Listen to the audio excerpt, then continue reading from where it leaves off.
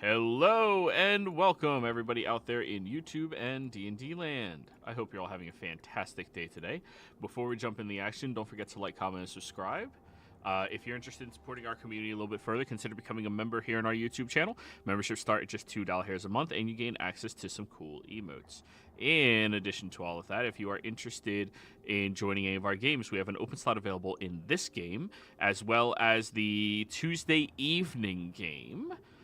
So yeah, if you're interested in either of those, be sure to reach out to me and let me know. Oh, we also are starting a brand new campaign come next month for the Tuesday early game. We have one more available slot in that, so if you want to be able to choose your starting point and possibly a little bit about the direction of the story, the theme of the story, anything like that, be sure to reach out. Let me know. Be happy to have you. But without further ado, Marion, what happened last session?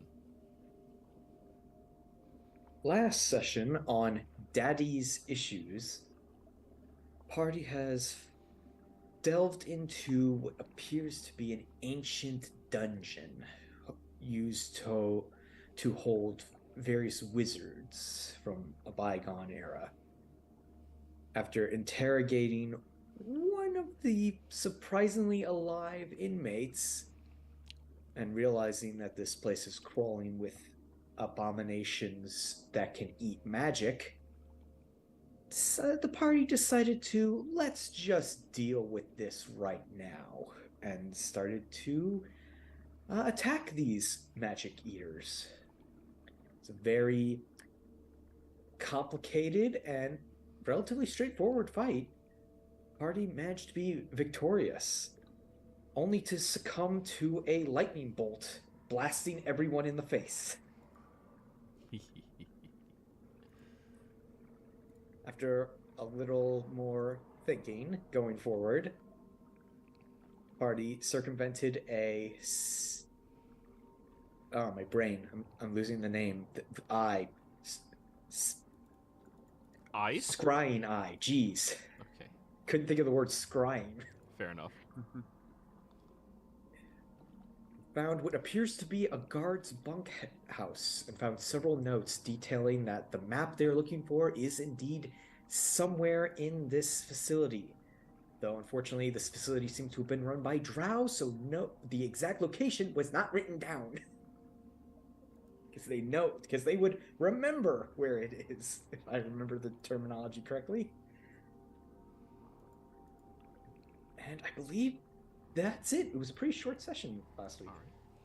So, you all did find a couple of clues within that other chamber, mostly about there being a warden's office down here that presumably, if there is a map of anything, that the individual who was secured, who had access to the Fountain of Youth, it would be in the warden's office.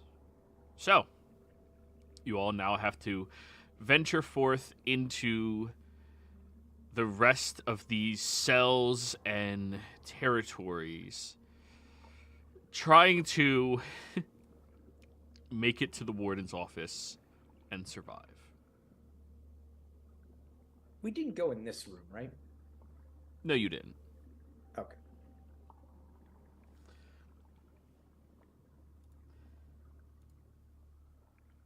Should we check the other room on that side before heading further deep? Yeah. Seems like a good idea. Yeah, and can you check to see if the door is trapped and locked? Wyatt.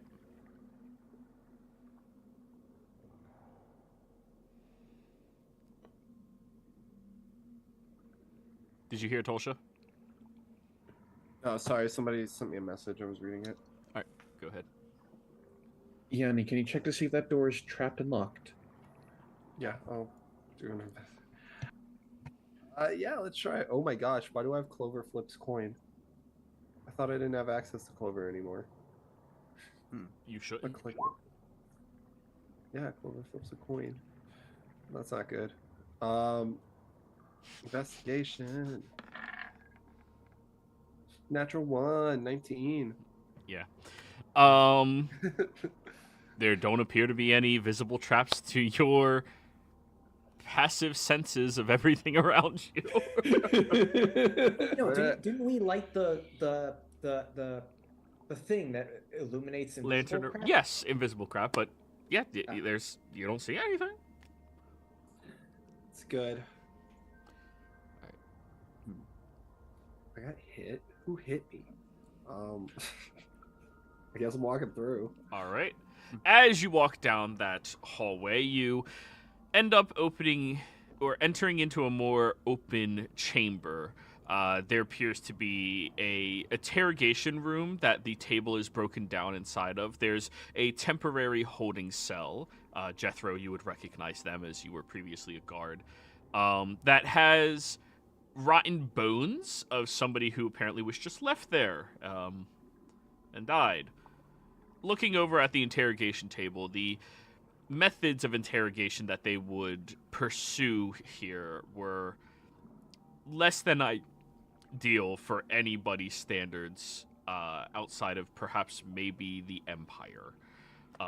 They have many different tools that would be utilized for gardening or farming, but also for torture.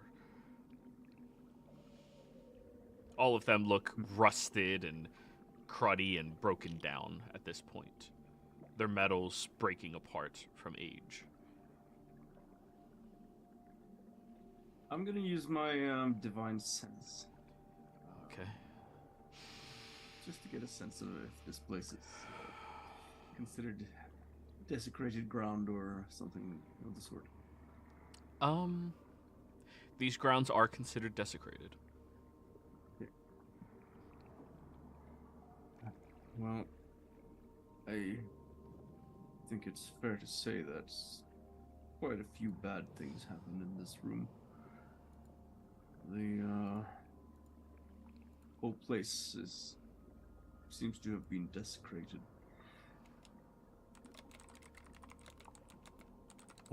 Since Joe, you said this was a interrogation, holding cell, whatever room, can Jethro look in what would probably be the usual places, or maybe I think that's a chest there, for like some documents of, like when they record the interrogation, how that went, etc.? Sure, roll an investigation. Oh, gotta open my character sheet.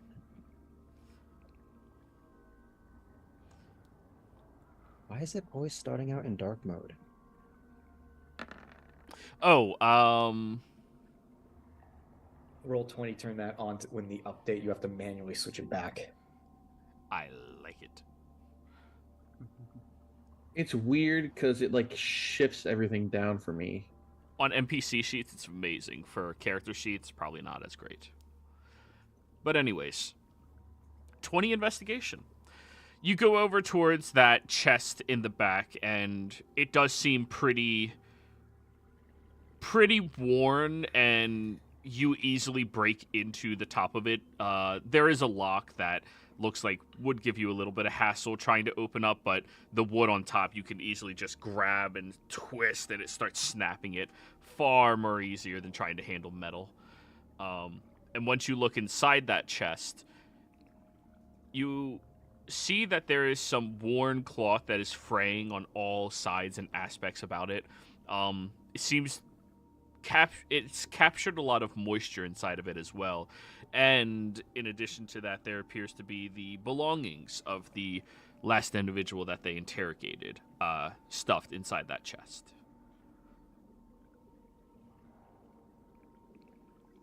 Hey, can someone maybe figure out if any of this is trapped or magical or something? I just want to be careful, since, I can tell y'all have been playing way too much Baldur's Gate. We investigate everything, inspect traps, everything. We take 2 steps, investigate. 2 steps, investigate. Where's my 10-foot pole? Yeah. I mean, you opened the chest with the chest been trapped. You guys are a little paranoid. I'll look through though. Is there anything cool? Investigation. Woo! God, Joe, I wish immediately after you said that, you said like, oh, it turns out the cloth was a cloth of smothering, and it attacks Yanni. Oh, why would I do that? It's a deck save. She auto passes. But 19. You pull out the cloth, and as you begin pulling it out, it seems to be robes, much like the other ones. However, these robes seem to be made out of a very fine material. Of course, destroyed. Whatever magical essence was a part of them has probably been destroyed with time as well. However, as you take them out, you see an amulet falls down and clatters to the ground. Reaching down for the amulet, you see that it is a amulet to the Everlight. Well, they were religious. Just robes, clothes. You guys want to go in the other room then, or what? Just seems like this was the place to beat people up. We've been in the other side, which was the guard yeah. rooms. Yes. You guys want to just go through the top north hallway? Yes, I figured it was important for us to see if there's anything of pertinence in here. Did you take the amulet, by the way, or did you? No, she just would have left it with the clothes. I'll pick up the amulet and take it with me. Actually, as he picks it up, how old is that amulet roughly? Is there As old as this place is. okay? Yeah. Like, is it an older version of the Everlight symbol? The modern Everlight symbol is the older version, since she was forgotten for a while and came back maybe 120 years ago. Okay. The Everlight was a forgotten deity. Until Pike went like, hey. Yes. A lot of forgotten deities now that I think about it. Off Clover cough. Right. Anyways. Check that. Yeah, go ahead. Investigate the door. Actually, to make it easier, roll 20 investigation checks, and I'll just correlate that with every turn that we make from here on out. I'm joking, but like... Well, I will do it. Yeah. Oh, Jethro, that one. It's totally...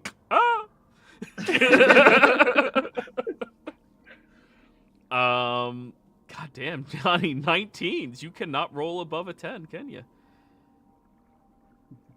Damn. So you go into this corridor, and yeah, I mean, at this point, you're becoming more confident that they're just being paranoid, and you start walking down the hallway. As soon as you get down the hallway, you do see that it tunnels and branches in multiple different directions. You speak Undercommon, correct? Yeah, she does. All right. You being somebody who understands the native tongue of the Drow, at least the Drow that live underground, the original ones in Xhorhas altogether, you can usually tell a direction or path within the Underdark civilization based off of any type of life that is down there. If you do not see spider webs or critters, that's a fuck no, because there's a reason none of them are down there. If you do see them, that's just a no, which is usually the right way to go. In the Underdark, there's not really a correct place to go. It's more, which is the lesser of these evils. Okay. Do I see spider webs? You do see them on one of the sides. Yeah, I'm gonna point the other way and be like, "Don't go that way." Guess we're following the spider. She'll say, "Follow the spiders."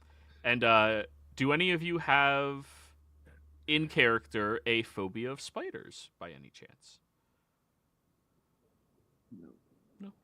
No. Okay. Cool. Well, as you are walking down this hallway, you do start to see many different webbings around archways over top of you that they patch up inside of the corner, attached to the walls, fragments of the walls that are even broken down, and they've moved into their little cubbies to start spreading a lot more egg sacs down there as well. It seems to be the only living substances that have sustained down here for so long. And considering this is a magically sealed off prison as well, that is saying something. But spiders always find a way, no matter what. Yanni, Bernie, Tosha, Mary, and Jethro is the order of march, I believe. Yes, this is how we find love. Continuing down past all of the spiders, you see that there's a large metallic door in front of you. Inscribed on it is Warden Only in Undercommon. Oh, this is the warden's office or room or something. She's gonna say, do I see this one? I actually have to ask. Do I see any, like, you said there's a ward on it, so I'm guessing there's like a lot of magical things stopping you from just getting in. This entire prison makes it so teleportation magic in and out doesn't work. Okay. And divination magic. Well, no, divination works, teleportation does not. Is there a lock on the door, or is it something like... Oh, yeah, there's a lock. Okay. Surprisingly simple looking lock. Do I see any magic coming off this thing? Do you have sea magic? No, but I thought they had that sea invisibility thing. I don't know. I thought there'd be like a ward or something. Oh, yeah, the lantern would reveal anything invisible. You don't see anything invisible on this door. All right, cool. Yeah, Thieves' Tools. Let's do it. All right. Dex. Thieves' Tools out. 20. Well, yeah, you can't roll that bad. Surprisingly, a very simple lock for, like, protecting the corridor of the warden's office. I'm just saying, guys, as she's like picking the lock, I could have probably broke out of this prison. As soon as you click and the door opens, from the other side of the door there is a shimmer of magic that pulsates through.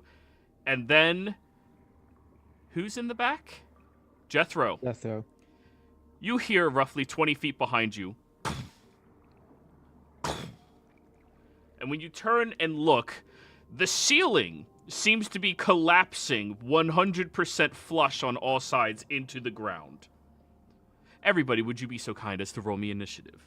Move. What is this Indiana Jones bullshit? Hey, they don't want people to just escape. They're gonna kill you. I imagine, too, that Yanni said that and loud enough for Jethro to hear. It's like, Yanni, you know, it's because it's a mage prison. It's not. What's that? All right, be sure to select your token before rolling, everybody. I like our odds. Right. 2 1s. Why is it okay? 1d20. I guess I rolled 2 1s. That's wild. 17. Wow. Yeah. Okay.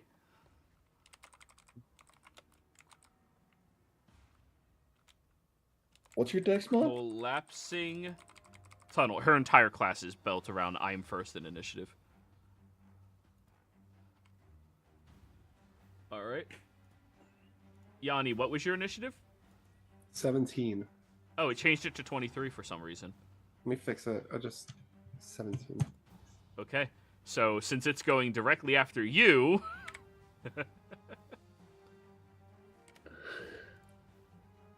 Alrighty. Tosha, you heard Jethro, and when you look back, you see the wind from these collapsing ceilings is pushing his hair and mustache forward on his face. That is collapsing way too aggressively and way too quickly. Does it look like it's falling in blocks? Yes. Okay, I'm going to get as close to the door as I can. Hopefully where a block is above the door. And I'm going to click my movable rod. Okay. Click above the door frame. So hopefully that will stop whatever block falls there. All right. I will say this is a very narrow corridor, so moving through Bernie and through Yanni is going to be a total of 15 feet of movement. That's fine. Or sorry, that's double, so 10, 25 to get past them through the threshold. I will attempt to get through the threshold of after the door's opened. All right, the door was opened. Click the immovable rod as your action. Alrighty. You have another 5 feet of movement. I'm just staying right on the inside of the threshold. I'm not going any further. Like, I'll get off to the side to let people through if I can. Sure. But I am not getting too far. Bernie. Yeah, I'm gonna follow after and try to get, stay close to where Tilsha is. Same thing for Looking. you. 25 Yep. feet to get past your two allies. Yep. But you still have your action. Yeah. I'm not really sure I can do much about collapsing ceiling.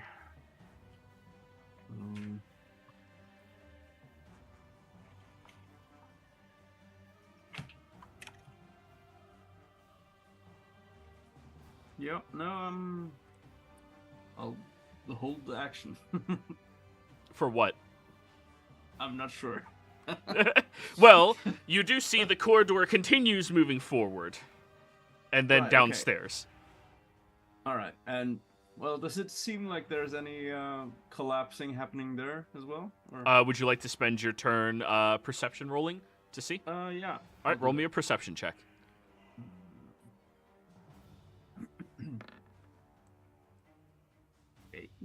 28. 28. You look and you see above Jethro's head, it's shaking a little bit, and then further in front, and then further and further and further up to the threshold you're at. And right above Tolsha, it's starting to shake as well. And yeah, you think this entire corridor is about to collapse. We really need to get going further. I think the whole place is coming down. You think? Last one out, grab the rod. Oh wait, I put Bernie second. I am so sorry. That was supposed to be Yanni second. On my screen it moved you up to 18 and then down. I don't. Oh, okay. Roll 20 is being weird. I apologize for that. So we'll say that you just took and jumped in with that, and Yanni. Okay, well, noticing that, I was gonna push people into the friggin' hallway. I mean, out of the hallway. But... Into die. Yanni seen this. I guess I was in front, so I just start bolting to safety. All right. It is 25 feet of movement to make it past your allies. Okay, that's fine. 25, and then you have 5 more, and then you're dashing? No, I have 15 more. Oh, yeah, I forgot. You're fast. All right, so you have 15 more. It gets you to the top of the stairs that are descending downwards, where you see there's some bluish glow from down there, but that's all you can tell. Is there any, I don't know, is the ceiling still falling in front of me when I'm at the top of the stairs? It's not actively falling in front of where you are, but back further it is, and it seems like each one that's collapsing is moving it forward more and more. Okay, gotcha. I guess I'm gonna go towards the blue magic, dash towards it. Alrighty, from the top of the stairs, it's 30 feet of movement to get down. You and as soon as you get to the bottom, allow me to bring you over to the other map.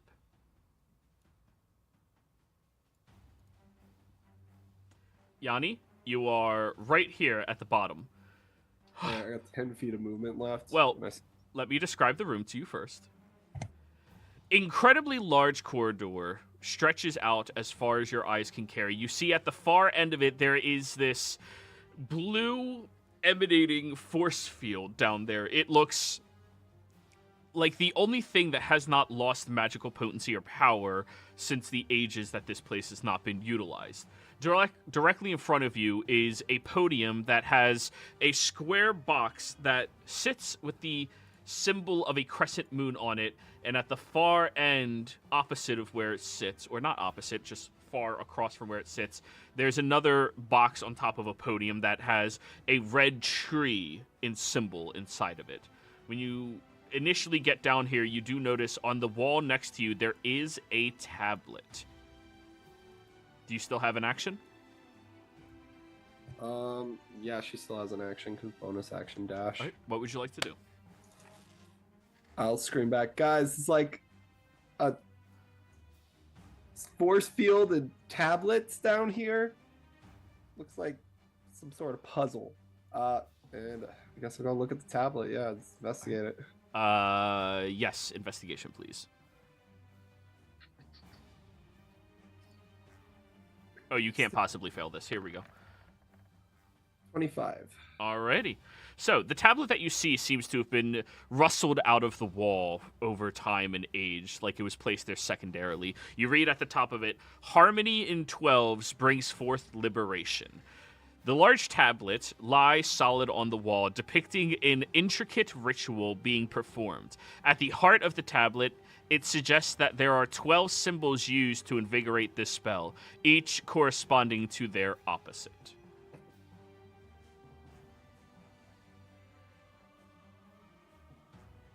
And then I look at the moon, and now I'm looking for a sun. Well, now that you've moved where you are here, you can see down this area. Oh, wait, no, that requires another action. Sorry. All right. Well, I guess that's my turn. Alrighty. Collapsing tunnels. Jethro, you are in the back. It collapses right at the neck, right behind your neck, and it's moving very quickly. This is it catching up to all of you, and since you're in the back, you're the most likely to get crushed. All right. Bernie, you already had your stuff, so we just did it out of order. Miriam. All.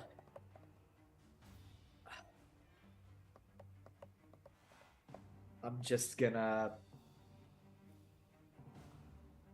go as far. I'm gonna move my 30 feet, or I'm gonna move 20 feet. My skeleton is gonna move 30 feet, and I'm gonna drag my zombie 5 more feet because he can only move 20 feet. Come.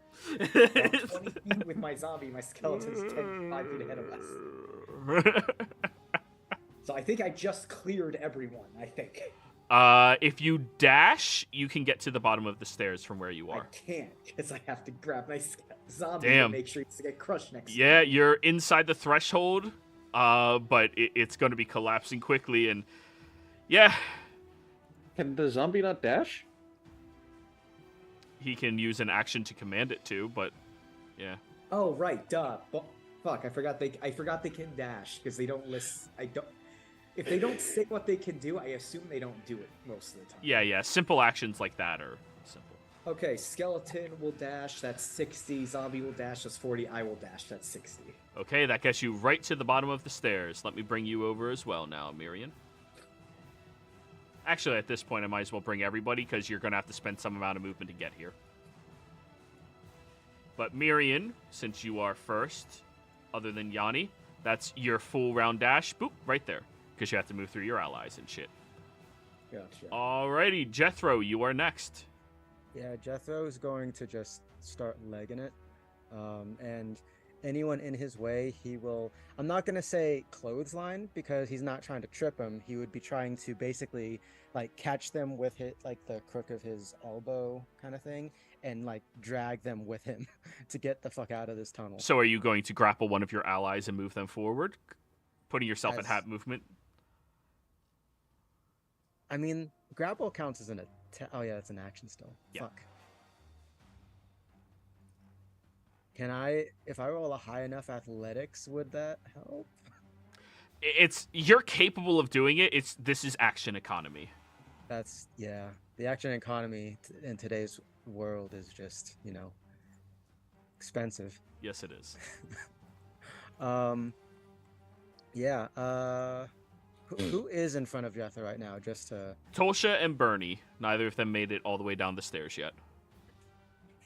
God damn it. How far away are the stairs from them? They're like 10 feet away. Or Tolsha is 15 feet away. Bernie's like 10 feet. Okay. Well, Jethro knows Bernie will be fine. He'll go to to grapple / pick up Tolsha, and then action surge to dash. Okay. So Tolsha, are you willing to be picked up by Jethro? Yeah. Now you do remember while you are moving, carrying another person, you're at half movement speed, correct? Yeah. Okay. Well, I mean, how far away am I from the tunnel? She's 15 feet away, so by the time you get there, movements, 30, pick her up. That's your action. Action surge, 15 more feet. You could get to the top of the stairs with her. Yeah, then Jethro will do that. All right, and that means you still need 15 feet to get down the stairs, Tolsha, and Jethro as well. All right. Wait, I still need 15? I thought... Yeah, because you put yourself at half by picking someone up, and you use your entire action to pick her up. That's why... I thought you said she was 15 feet away from the exit. She's 15 feet away from the stairs. Then it's down the stairs 15 feet. Oh. Fuck. Alright, yeah, no, I guess I'll stick with what I did. Okay. Tolsha, you're next. Okay. I will. Thank you for the lift, Jethro. I'm going to. Can I get off them and start dragging him down the stairs as well? It's your action to grapple and half movement again. Okay, yeah, that should get us down the stairs. Yeah, you both get to the base of the stairs. That is your action and movement. Sorry, just the way the action comedy is. So Tolsha gets all out of Jethro's arms and then picks him up and then goes to the stairs. It works when you are a size category larger and you have increased carrying capacity like a Goliath. Goliaths do that very easily, or if you're carrying a halfling who's small, so you can do it very easily. It's when you're a normal person and they're a normal person, you don't move normal speed. Like it's just That's sucks. not what I'm worried about. Yeah. It was just the imagery of like. Here, let me get. Oh no, let me get. Yeah, it's weird. But anyways, that's your action. That is your movement. All done, Tolsha? Yeah, we should be downstairs and safe. All right, Yanni. I guess I'm just figuring out the puzzle. Do I see a sun anywhere? Roll me a perception check. You automatically succeed. You do not see a sun, but you do see across this wall there are these other figures that are stuck inside of the walls themselves of various different symbols. Feather. I don't know what that is. Well, here, I'll blow up each one so you can see. So this is the moon. Yeah. This is the tree.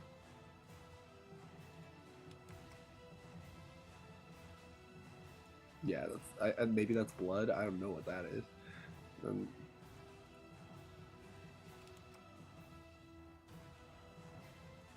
Earth, maybe? Yeah, I don't know what that is either. Feather. Okay. And then the last one. Error.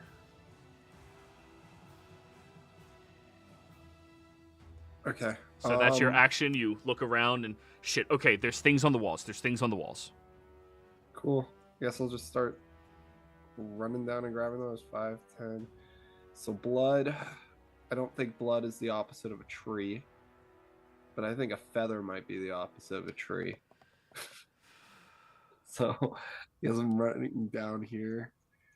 Yeah, bonus action dash, get to here. All right. Is there a free action to pick this thing up? Yes, it's a free action to lift any of these. Okay, she'll grab the feather. All right.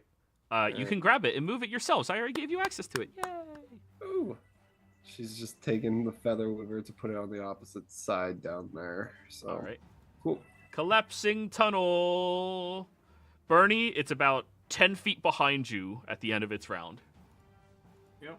Bernie. Yeah, I'm just gonna run forward and down the stairs. All right, that's so 10, 15, 25 gets you at the base. Right. So where the zombie currently is. So we'll move the zombie back. There you go. You. Right. Yep. You have 5 more feet of movement. You see, apparently, Yanni's picking up these large cases with these symbols inside of them, and you're processing everything pretty quickly, but yeah, you guys don't have the information she has yet. Yeah, just. She'll say, looking at- put opposites across. Okay. Before I do any of that, I'm gonna do a religion check. Just to see if I recognize the symbols. All right, go ahead.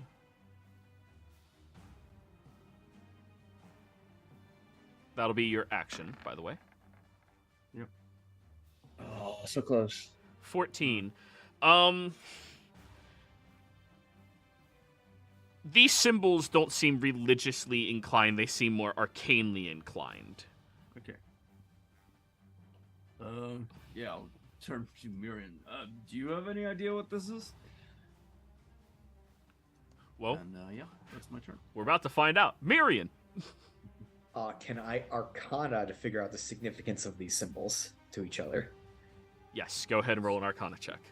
I'm going to use recap on this because I'm feeling this thing's going to collapse while we're down here.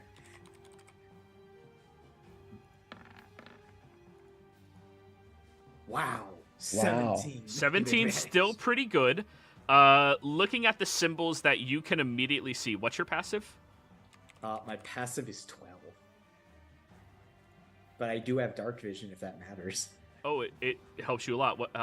Actually, down here, all of these give off glow, so you can see them so long as it's pointed out to you. I'm labeling the ones that you can piece together. Oh, I can also move to get a closer look because I have my movement now. Yes, but 5, you're only 10, aware of the 15. ones that somebody has already discovered. 30. And I should have And renamed all of these, and I forgot to do that yesterday. I apologize. But we're getting there.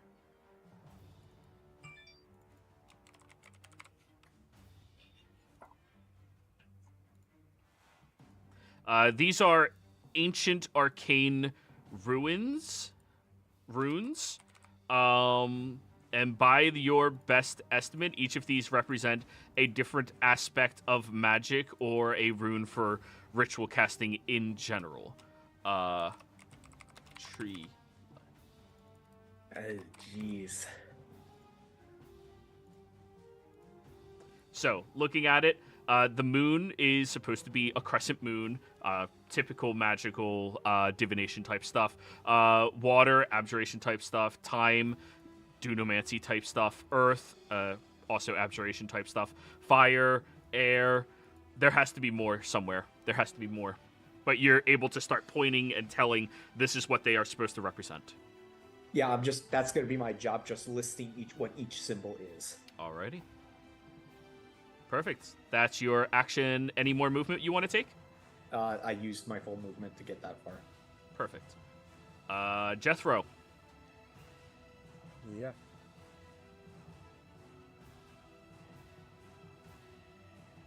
Your turn. Yeah, I was just kind of thinking because we're out of the thing now, right? You still hear the collapsing tunnel. I mean, we're not out of the tunnel now. It's a room. Now you're in an open room, and you still hear it behind you. You have no confirmation it's going to stop. If you have Did it faith in the pass the generosity removal? of the creators of this dungeon, you may believe that it will stop. But that is if you have faith in the kindness of ancient Drow civilization. Well, Jethro does remember that there is a certain item, but before I go with a plan that I have, Joey, can Jethro roll a very adrenaline surged investigation? As so an action? the way that it's as an action, like the tunnels, they're collapsing. Is it like a sequential thing where the previous thing has to collapse first and then the next one goes, or is it like even if one of them stops, it's going to continue?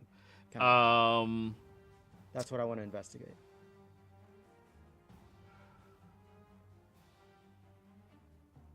I mean, we'll know. I'd allow investigation, sure. Yeah. I'd allow investigation for that, yeah. DC is a little high, not incredibly, just a little. 22 gets it. We love 22. Looking back at the tunnel, you can tell that the collapse is going to happen regardless, but it seems to collapse more quickly when the one behind it collapses. So, if something stops one, it'll make the other one in front of it collapse a bit more slowly. But if you were thinking about you holding it up, the others will still collapse. And you would also notice that the same tile ceilings they have in the previous room you were in surrounds this entire room you are in here. Okay. Jethro will share the information regarding that second half where it's like, okay, the tiles are in this room too. We need to hurry. and he'll keep the other part to himself because it doesn't matter at this point. I was thinking not Jethro holding it up, but the immovable rod. Oh yeah, that'll give a little bit of. It'll slow it down, but I was just pointing out that if you're doing that yourself, you're still gonna get crushed probably. Yeah. Alrighty. Movement. Movement. I guess. Oh, that's my character sheet. Might as well get away from where that's collapsing. Mhm. So yeah, that's good. Right there. Yeah. I think that's all Jethro can do right now. All right, Tolsha. Seeing that there are ones on this side, it would make sense in her mind that once Miriam said there's more of them, to start checking the other side. So All right. 5, 10, 15, 20, 25. Is that enough to see the other side to check it with a perception check? Go ahead and investigate, and glad to know you're watching the stream. You pinged exactly where it is. I mean, I wasn't gonna say anything. Yeah, I know. Yeah, go ahead, roll your investigation, or you don't see it. Or perception. Investigation, perception, both cast. Okay. No, Tolsha, you don't see it. You're in a panic right now because collapsing tunnels. This is every archaeologist's worst nightmare. It is actually though. It's like no. I thought an archaeologist's worst nightmare was snakes. She is a snake. Oh God, she's her own nightmare. All right, Tolsha, you have 5 more feet of movement. And you're blanking no, for a second. 20. I don't have 5 more feet. Oh yeah, you were on the stairs. Yeah, Yanni. Well, no, because my movement speed is 25. Yeah.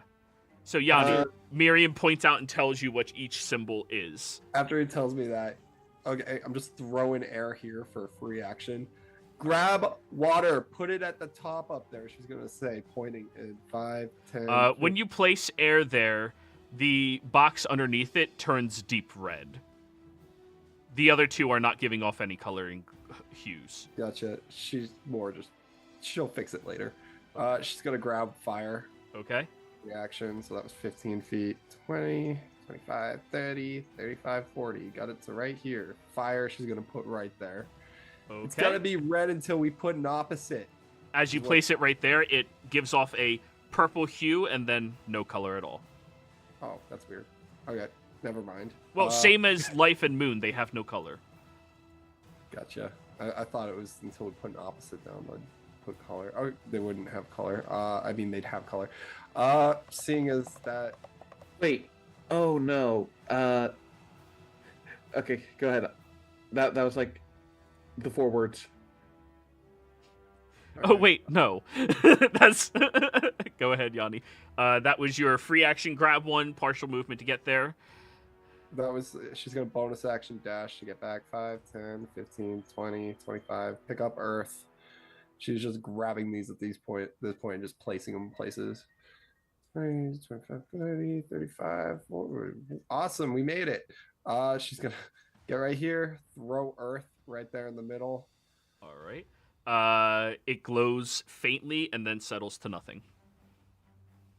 It settles to nothing. Okay, so air is like action dash, so 40 feet again, 5, 10, grab air. Hopefully air is the opposite of Earth at this point. 1 second. You get 1 free interact with an object per turn. Oh. Aside from that, you have to sacrifice 1 of your action economies. I'm going to say your bonus action was grabbing the second one. Okay, then that's my turn. Yeah, it is like you're actively grabbing to move and like you're setting things up. Gotcha. Yeah, that's my turn. Okay. Next up, collapsing tunnel. Jethro, you hear the like it got caught on something. You did see Tolsha put up the rod, and then in front of it, a moment later, it smashes down. That did slow it down at least for 1 turn. Oh man, I'm gonna miss that rod. Yeah, that rod's gone. Bernie. You're muted. There we go. There we go. Yep. I'm gonna jog over to the water one. Okay. That's Pick that up. 10, 15 feet. Yep. Yep. And then gonna run over to. Yeah, I can still pick that up as an action. Free action. Or, Your yeah, first it's a one free is action, free. right. Your next one is a bonus. Okay. So yeah, running over to where Yanni pointed out. I'm gonna have to dash over here, and can I drop it as a free action as well? Or? Yeah. Pick up straight place. Right. It's more or less as soon as you get it on a platform, it adjusts to be on the platform. All right, so I'll drop it right there then. Move it. As soon as you place it there, glow fades, and then the fire and the water ones both begin glowing with their purplish hues on the background. All right. So exact opposites. And by the way, this staircase here, does that lead anywhere, or is it not actually there? It looks like that would have been a different way to get down here. Okay. But yeah, I'm gonna go over here and actually take a quick look up there. Does it seem like there's a collapsing tunnel there as well? Yes. All right. Well, I guess that's my turn then. Alrighty. Mirian. Trying to find the other things. 5, 10, 15, 20, 25, 30. Do I see anything over on the left side wall? Investigation or perception? Damn it. I will investigation. Go for it. Let's 20. go. You don't discern specifically what they are, but you recognize them placed over in the walls. I'll have to use another turn to identify what they are specifically, correct? That is correct. Arcana. Okay. Just move the zombies and the skeletons to follow behind me. Alrighty. Jethro. Well, wait. Mirian, did you alert people to that, or did you pull a Yanni? Oh, I'm the one actively looking for shit. The other orbs are over there. There we go. I just want to make sure everybody's aware. You tell them. All right, Jethro. All right. Jethro's going to run to, I guess right there. Free action to get one of these, right? And they're Correct. Orbs? They're glass cubes that have the symbol inside of them. How sturdy does the glass look? Very. Oh, okay, good. Because Jethro's going to free action pick that up and then toss it towards Yanni. All right. To throw it accurately is going to be your action. That's I get that. Okay. So go ahead, give me a. Yeah, that's a yeet. That's not a Kobe. Strength. Okay, so I'll just straight strength. Yep. With an add proficiency, I would assume, because. Oof. Oh, 7. Well, plus proficiency would be plus 5, 13, 12. Oh, 12's not bad. Yanni, it falls a little bit behind you. But when it lands on the ground, Jethro, you look at it, you're like, yeah, that's sturdy. You throw it, and everybody hears this shattering sound when it collides with the ground. But when you look at it, it didn't break at all. Seems to just be like a panic mechanic they have. God damn it. You just hear Tulsa shout, Jethro! All done? Mean, I would have don't caught it if you told me you were throwing something. I did. You weren't listening. What? Wait, can I do a dex save to catch it? Like, I mean, it's. Oh yeah, you currently have your hands open. I'll give you a sleight of hand, not a dex save. things Yanni's bad at. 16. Yeah, as it's thrown over, you kind of have to like, whoa, oh shit! But that is your reaction to catch it. It still gives the shattering sound, but it's perfectly fine. Why did it do that? Get it where it needs to go. Jethro, are you done? That was my movement action. I don't think I have a bonus action right now. Probably not. Actually, you know what? I do technically. Yeah. You know what? This is the time for it. I can't really use it on this turn now, but get it ready.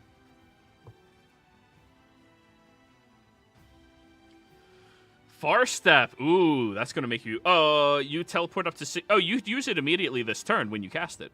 Oh, cool. Yeah. And Jethro's going to boop over there. All right, Tulsa, your go. You're like, fuck. How did you miss that? Oh. Okay. She's calming down. She's looking at the situation, seeing that water and fire hit there. Yanni, put the feather there.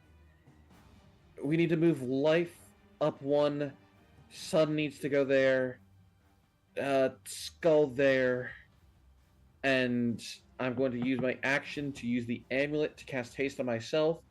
And then, as my hasted action, am I within range? I'm going to move up 5 feet and cast haste on Yanni.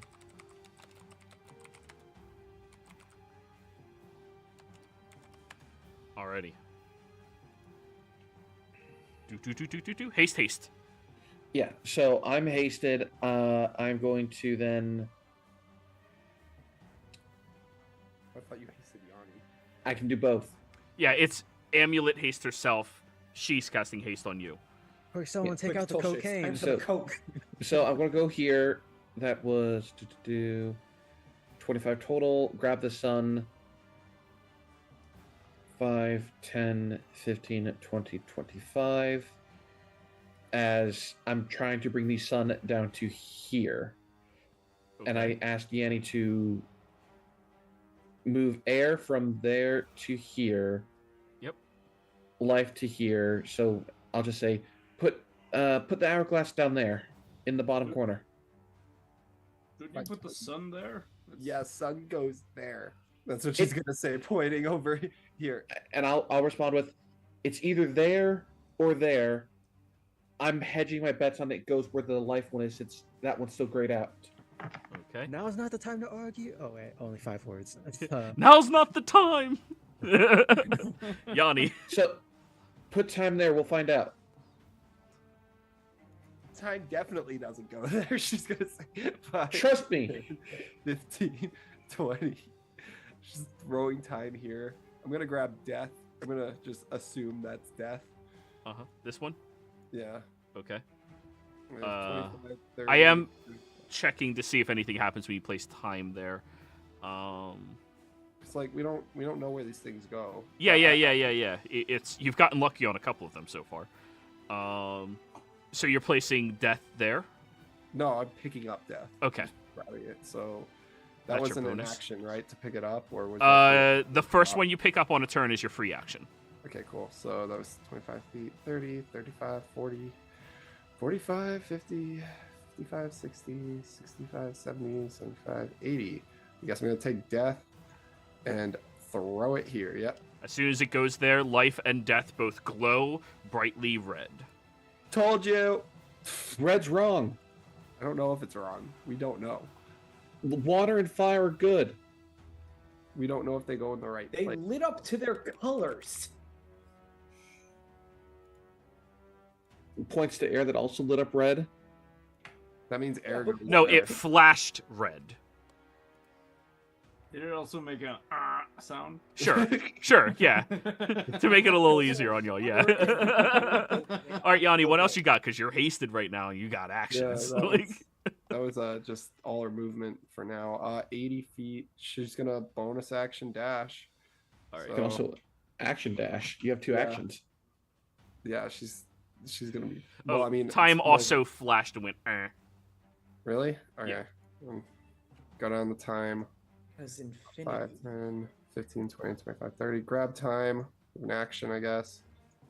5, 10, 15, 20, 25. So it can't be here, and that means it won't be there. So she's gonna just bring it, put it here. All right. It flashes faintly this black color and then fades. Okay, that's the right place. Cool. I think that was an action to do that. So I got an action left. You have one more action left, correct? Okay. I gotta identify what these things are, but I'll move. You said Earth didn't even flash, did it, when we put it there? No, Earth did give off like a faint, wait. Yes, Earth gave off its flash of white and then faded. Cool, perfect. Okay, so 10, 15, 20, what, 25 last. She's gonna leave Earth there. 30, 35. So that's 55 feet of movement. 60 feet of movement. She's gonna grab air. Final action. Do you have hasted action? Yeah. Yeah, final action, and then place it here. All right. Both air and earth are now glowing white. We'll glow their color. Perfect. I'm gonna assume that she's gonna point at that, and then say, "Put that over here, right there." All right. At the end of your turn, correct? Yeah, that's the end. Alrighty, the collapsing tunnel begins to happen, and you see it begins collapsing down, breaking down the entire area behind where these statues are currently laid. It's catching up very quickly, guys. Bernie. Oh crap, oh crap, oh crap. Oh. I'm gonna run down here, pick up that one. Yep. If Tulsa. Tulsa will allow it. All right. No, it doesn't go. Tulsa, are you allowing it? I'll let it go, yeah. And then I'll action dash down here and place it in the slot. Alrighty. You place it down, and the sun and the moon are now glowing with a dark purple glow. Sorry, we ran out of colors that I can distinguish with. So. What about aquamarine or turquoise? I said that I can distinguish. Silver! Silver! All right. So yeah, that one worked. I just imagine, Joe, you like suddenly take out like you know those little paint things and have all different names for each shade of whatever color. Oh Jesus, that's ridiculous. All right, you all done, Bernie? No, I'm gonna use my boots and let's see. Clack the heels together. Yeah. Click the heels and I'll leave a trail of fire behind me as I run around the pedestal. Yeah. Yep. So there is fire around the sun symbol now. Just Yeah. Only on this side. So okay. I can try. All right, so that's your bonus action. That was your free action. That was your movement. You have your action remaining if you want to pick one up. No, I action use my action to dash. Oh, never mind. That's your action economy. Yep. Alrighty, Mirian. Right, at this point, it doesn't really matter what we know them as. I guess I'm going to use my action 5, 10, 15, 20, 25, 30. I'm gonna use my free action to pick this guy up. This one? I'm gonna use my action to dash and just throw it in here. You're putting the eye right here. Yes. Okay. It red flash and then stops. For fuck's sake.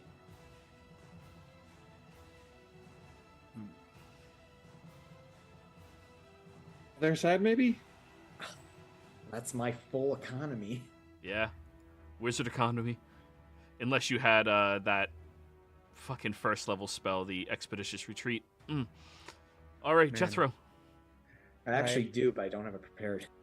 Damn. So I think this should still be, I think this will. Can I use another action for investigation? But this time it is in regards to the puzzle. I know I won't be able to probably complete the whole thing, but can I do like an investigation to try to get, if you're playing a mobile puzzle game and you press the hint button to get a few things revealed?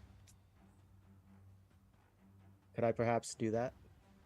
Not investigation. It is an arcana check if you want to know what the symbols represent to make your job easier. What about perception? Just to Perception doesn't tell you specific knowledges. For specific knowledges, that is a arcana. Well, I mean, the reason I was saying investigation originally was just matter of deduction rather than... Jethro, process of elimination. You have 4 symbols left and 4 open squares. You can either YOLO try it, just put them where you want to try it, or... Actually, no, right. Time was correct, right? Yeah, time was correct. Time was correct. So this was wrong. So you have the 2 left. Yeah. You have 3 symbols left and 3 open spots. It's experimentation time. If you can find out what is opposite of time, you might be able to just place one there. But yeah, if you're looking for the answers, that's Arcana. All right, in that case, Jethro is going to... how big are these orbs? They're fairly large. It covers like the majority of your chest. And it's not an orb, it is a case with a symbol inside. Oh, a case. All right. That would use my bonus action, but I mean, I guess that's maybe worth it. Yeah, fuck it. Jethro's gonna pick up this one. Yep. And then move over, and then use the other thing to switch it out with the eye. Okay, so you're using one of your action economies to take the eye and then put this symbol here. Yes. All right, placing that symbol there flashes red. God damn it. And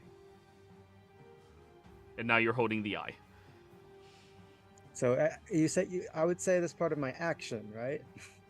It is like a grapple. You utilized one of your action economies to pick up one and place another. You got one for free. That was that symbol. Yeah. So that would have been your action to pick up one. So now you only have your bonus action remaining. Yeah, I was just wondering, why are some of these labeled but some of them not? Because one person used an Arcana check to figure out what they represented. Yes. I figured I didn't need to do that last round. It's fine. It's fine. We're figuring it out. It's a puzzle. Well, I'm a dumbass. That's fair. So. You know what, Jethro, bonus action. So Earth didn't go there. At the very least, bonus action to, let's just make this easy, teleport with the eye, but like basically holding it out, teleport the eye. Air is in the proper place. Air and Earth are both fine. Yeah. Oh, sorry, the Earth one was just off center. I thought it was taken off. No, that's just... I goes here, Yanni says, pointing at it. Jethro will listen to his wife then. All right. You place the eye there, and then it glows faintly and then fades. That's right. All right. Next up, Tolsha. 5, 10, pick this up. 15, 20, 25, 30, 35, 40, and put it there. Okay. You place it there, and both of the symbols glow now. Time and this one. And then I'm going to use my action to get closer to here, near the bubble. Alrighty. Yanni. Okay. Well, 80 feet, so 5, 10, 15. Just go there, man. You have more than enough. Grab. Place. Everything fixes itself. And as soon as you place the other one down, all of them glow very brightly. And everybody who is inside of the perimeter made by all of these together, that is going to be Mirian's 2 henchmen, and Jethro. I need all of you to give me dex saves. God damn it. But Jethro blinked. You see, the key was to don't blink. This is the skeleton, and this is the zombie. You know, you have rolled insanely good on dex saves. You better be working towards a feat on that shit now. I love how the zombie is more dexterous than the skeleton. It's got a -2, and the skeleton's a +2. It's insane. Alrighty, so skeleton and zombie and Mirian, you hit the deck quickly.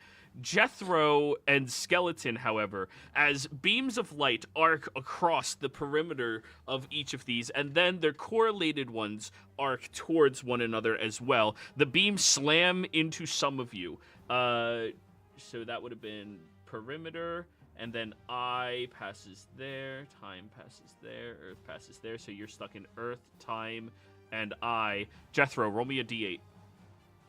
Oh, fun. 7. Now roll me a d3. Come on, dragon.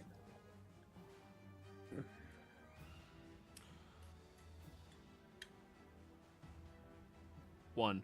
As the beam strikes into you, Jethro, you kind of are knocked off your feet. You're like, shit, this is going to hurt. And you're not falling. You are not falling. You all look over at Jethro, who's floating in the air right now. Same thing for your skeleton. Skeleton is stuck between fire, nothing, and sun. So another D7. That is correct. Or D8, sorry. That's a 1. All right, D3. Oh, that's actually blank. Okay, cool.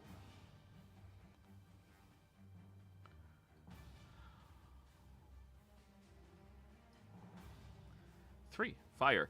Your skeleton bursts into flames, taking 22 points of fire damage. Your skeleton's still up, I think. Yeah, barely. Alrighty. The tunnel collapses, but then stops shy of the magical perimeter that is created by all of these symbols, not progressing any further past them. Oh, yeah. Did the portal go down?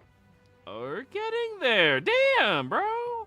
Sorry, it was still a turn, that's why. Yeah, Hey, but Joey, we're getting there. Give me just a second. Quick question. I have a question. Is the portal down? Are we there yet? My number one pet peeve is repeating myself. Please do not make me fucking do it. I know. I'm just, yeah. So, as you notice, the collapsing tunnel stops, as if it began to fall, but as soon as it touches the perimeter of all of these different objects, the glow of magic stops them from progressing any further. None on the sides or further past continue to fall either. It seems to have stopped the progression. You can't turn back from where you are right now, but at least you can continue moving forward. And after just a moment of that happening, the anti-magic and anti-life barrier subsides, opening up the way further back.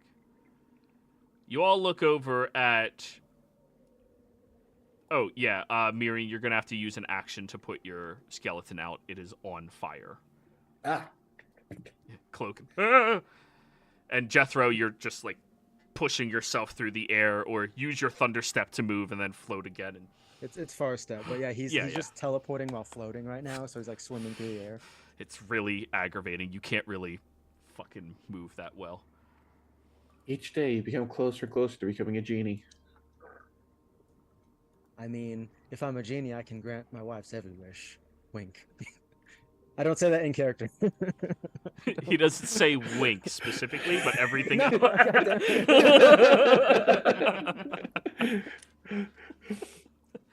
Anyways. People are cringe. Congratulations, everybody. Very quick thinking on your feet. That is the fastest we responded to something like that ever. Yeah, see what happens when I give you a time restraint of death? I gotta go. I'm so sorry, guys. You're My good. work- Take care. Take care. Take care. Like, yeah, I'm sorry. I wanted to wait through the puzzle and then head out, but yeah. Yeah. Take it easy, guys. See ya. See ya. Dang, Joe, you got Wyatt so mad that he had to leave. Fair enough. I know these puzzles are so hard. Yeah. But anyways, actually, I think after the puzzle is a good place for us to go ahead and go on break, everybody.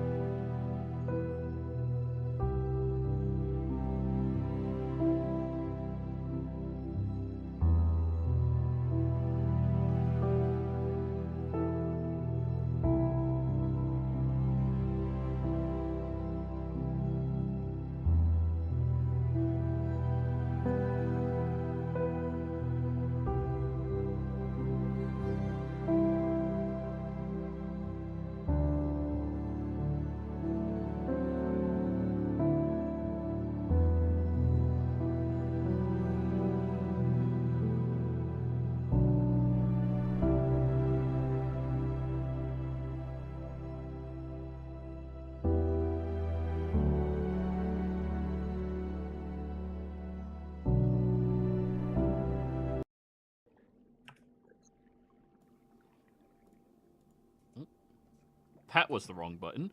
Hello and welcome back, everybody. Like, comment, subscribe, blah, blah, blah, blah, blah, blah, blah, blah, blah. Anywho.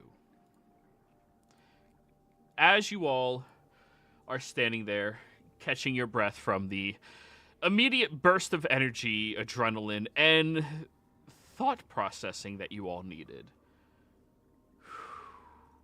you look forward, and the next chamber in front of you appears to be an incredibly large office. Seated at the center of this room is a beautiful mahogany desk that has a shaded lantern placed on top of it. It is the only place that you've seen inside of these rooms that has been almost completely untouched by everything inside. You notice as you begin stepping in that the walls are lined with ancient tomes and books that are remarkable and beautiful. All of their spines seem to have different labelings in a foreign language to each of you. But yes, Tolsha, I know you can read every language. You can read that the spines have labels on them. As you look... immediately burn all the books. No. Good.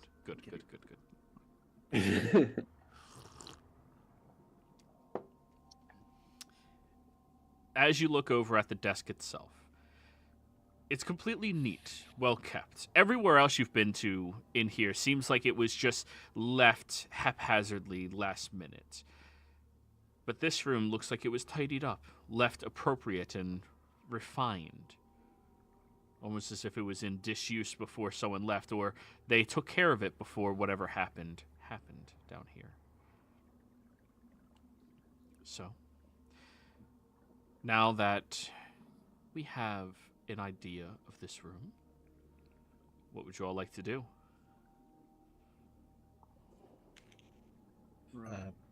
Yenny's Lantern of revealing to reveal hidden traps and bullshit. Reveals illusions. Yeah, and invisible things, but usually those are traps and bullshit. So all right. There is a invisible spider web that wraps and coalesces around every single book and the bookshelf itself. Oh. So that's probably some kind of trap the books are. I'd say leave the books alone. I mean, I wouldn't say the books are trapped. Well, they're trapped. I don't think the books are the trap themselves. The book is a trap.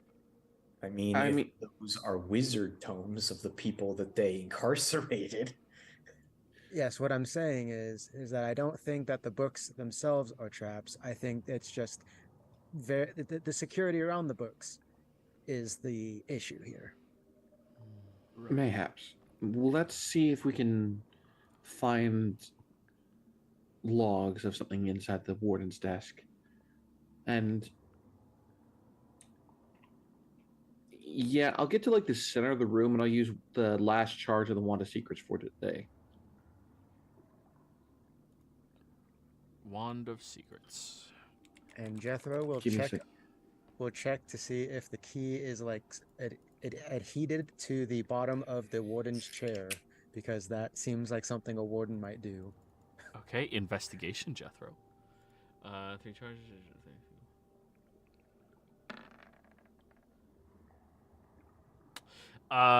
There is a trap. The entire bookcase is a trap. Okay, the entire bookcase is a trap. Don't touch it.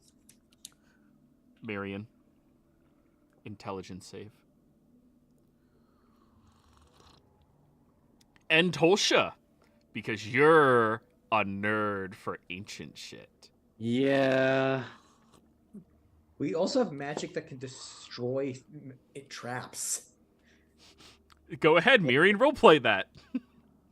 Because you Tolsha, failed. Would you be a deer and dispel the spider webs for me, please?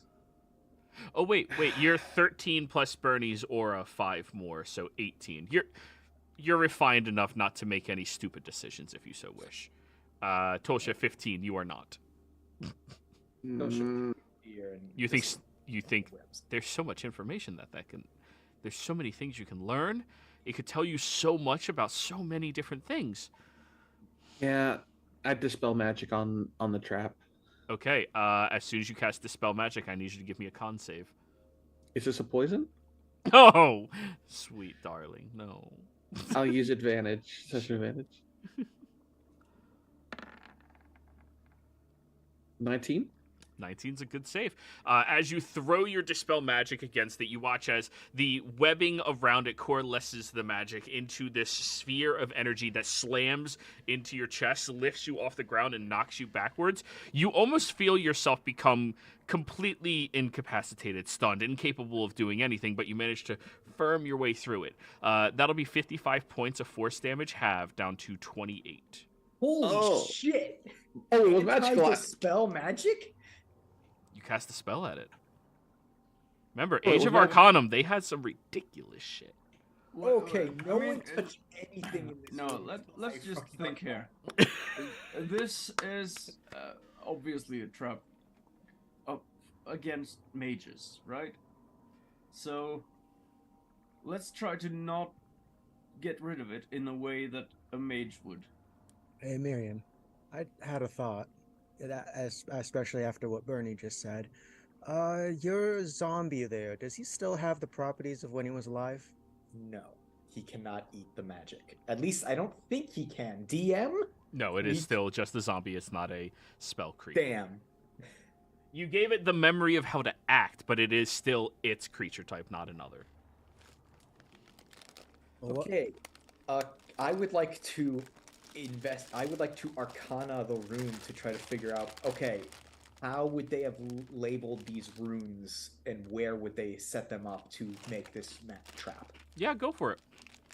I'm going to use Lorekeeper advantage. Hi, I Joey. want that fucking guy's spellbook so bad. 25. What were you about to ask, Jethro? I was just wondering what my 20 investigation may help me find. Yes, let's do yours first.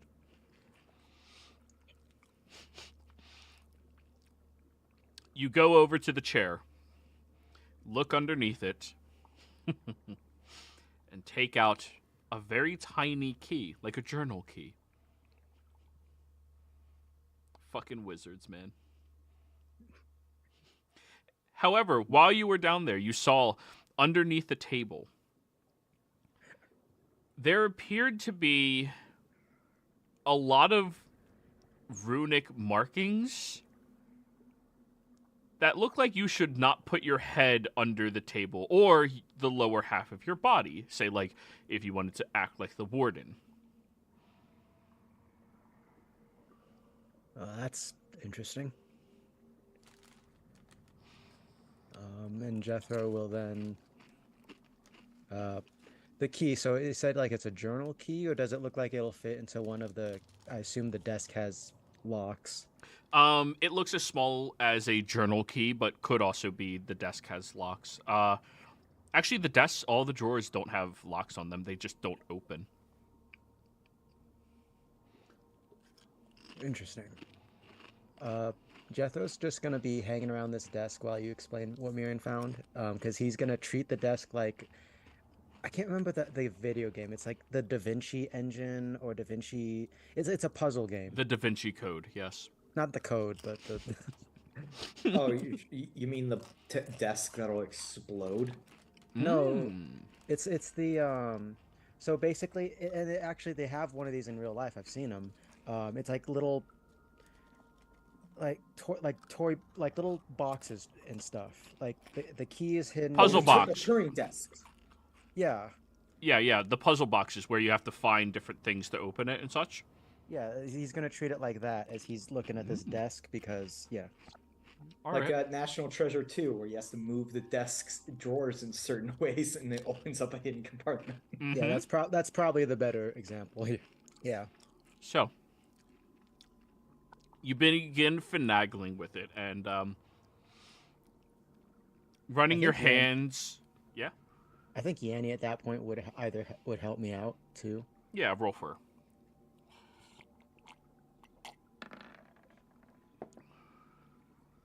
Jesus, Yanni. She can't roll above a 10. She can't roll below a 10, but she can't roll above a 10 either. Anyways.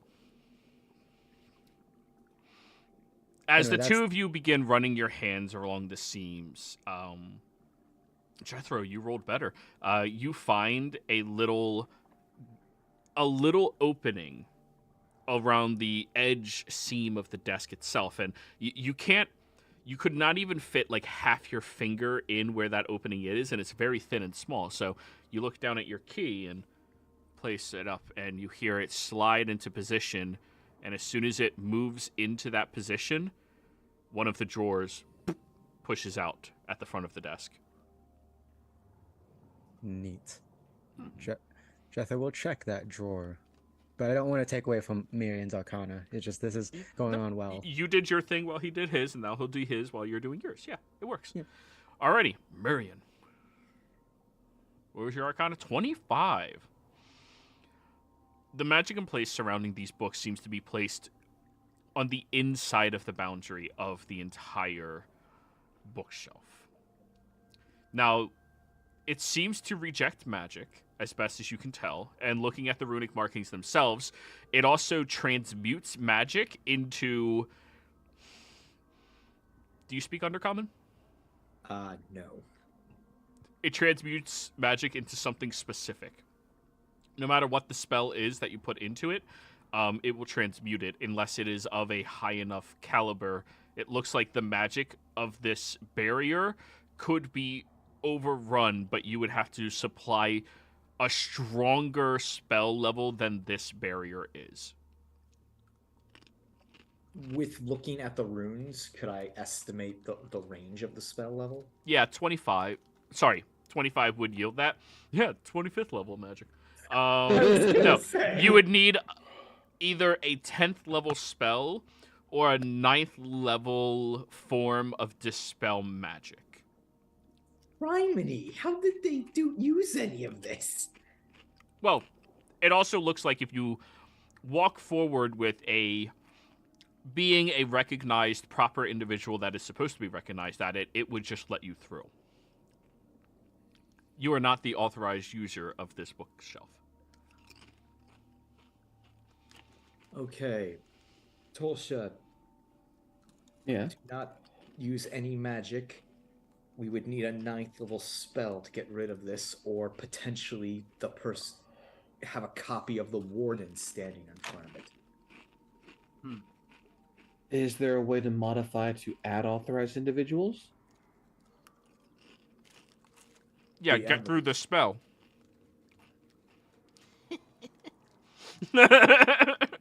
Well, let's look around, see if maybe there's an authorizing item or something.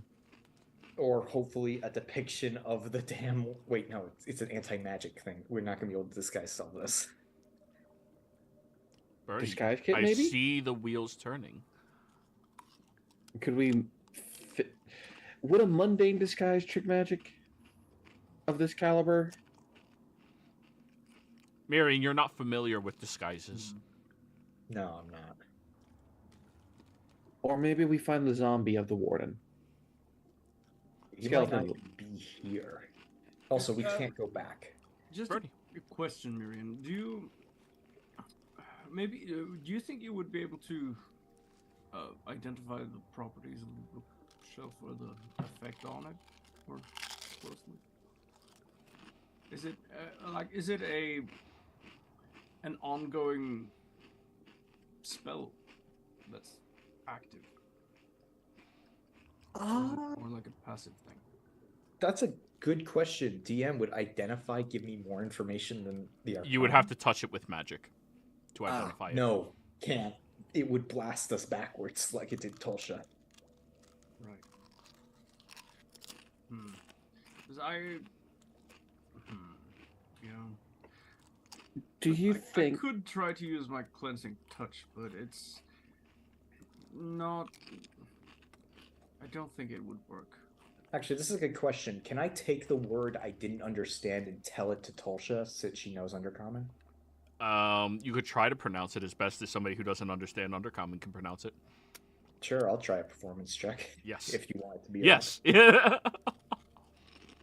All right, Tolsha, get ready with insight, I guess. I think is how this is working.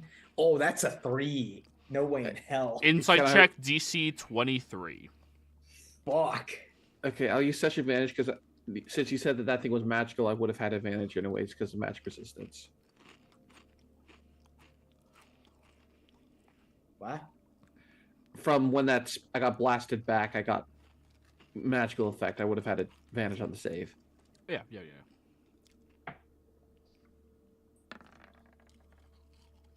So 20. should have guidanced yourself. I should have. I should have guidance. Yeah, point it out what you're trying to. Where's the thing you're trying to pronounce, Marion? Can I point out where the rune sigils is, or is that translating runes in my head? You can point out to where the sigil is, but she'll have to look through to try to Arcana check and find specifically what you're talking about, because you can't really get close enough to just point at. I'll roll an Arcana.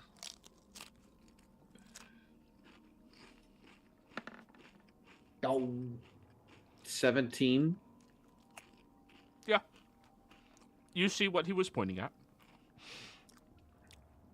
The word in Undercommon is Dathlis, but it translates to ball of energy that rejects consciousness from physical form. So what it would do is reject the consciousness from one's physical form. Actually, your skeleton might get through then. Maybe. Because they aren't conscious. DM, would that be a separate Arcana check? Sure. Sorry, I'm trying to theorize what to do here. 19. Yeah, that's the magical effect. The damage would still fucking obliterate your skeleton. Okay. But anyways, back to Jethro. You popped open the drawer, utilizing the key. Now, the key does not seem like it's coming back out. I mean, that's fine because it's I believe it's one of the puzzle things. So like that'll reveal another thing that I have to use for a different. Yeah. So what are you looking at now? Well, I opened that drawer to see what it says. You open up the drawer, and what you see lying in there is a journal. Completely written in Undercommon. You hand it over to Wifey. And she starts translating some of it. Guys, this is the exact ledger of inventory of what is kept here. It looks like a lot of the stuff was taken out by an emergency evacuation, but there's a...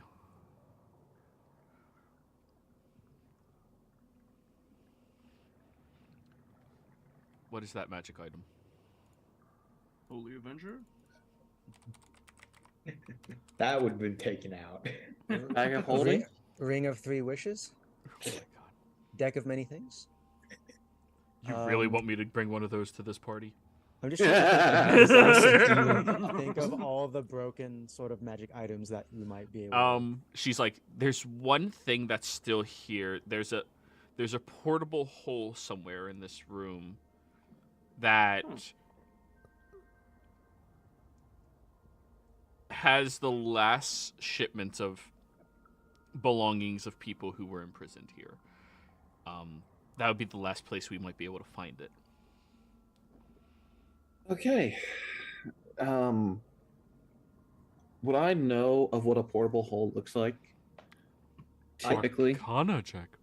Would I know, considering magic crafting bullshit in Lyceum?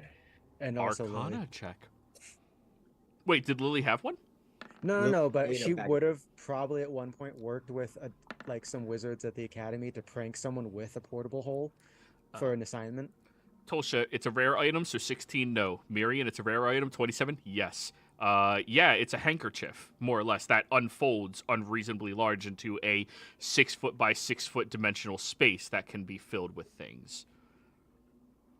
It's effectively, it's like a more advanced version of a bag of holding, except instead of a bag, it's effectively the size of a handkerchief that can open up to a giant interdimensional pocket. It's very useful to have. It can hold quite amount more than a bag of holding as well. So So we can store things in our bag of holding and then toss it in the portable hold. No! To store even more things. Miriam, you can And- point at the warning label on every bag of holding that says, "Do not do that." If you want a good chance to experience your god, go ahead and do that, because that'll take you to the best place to find them.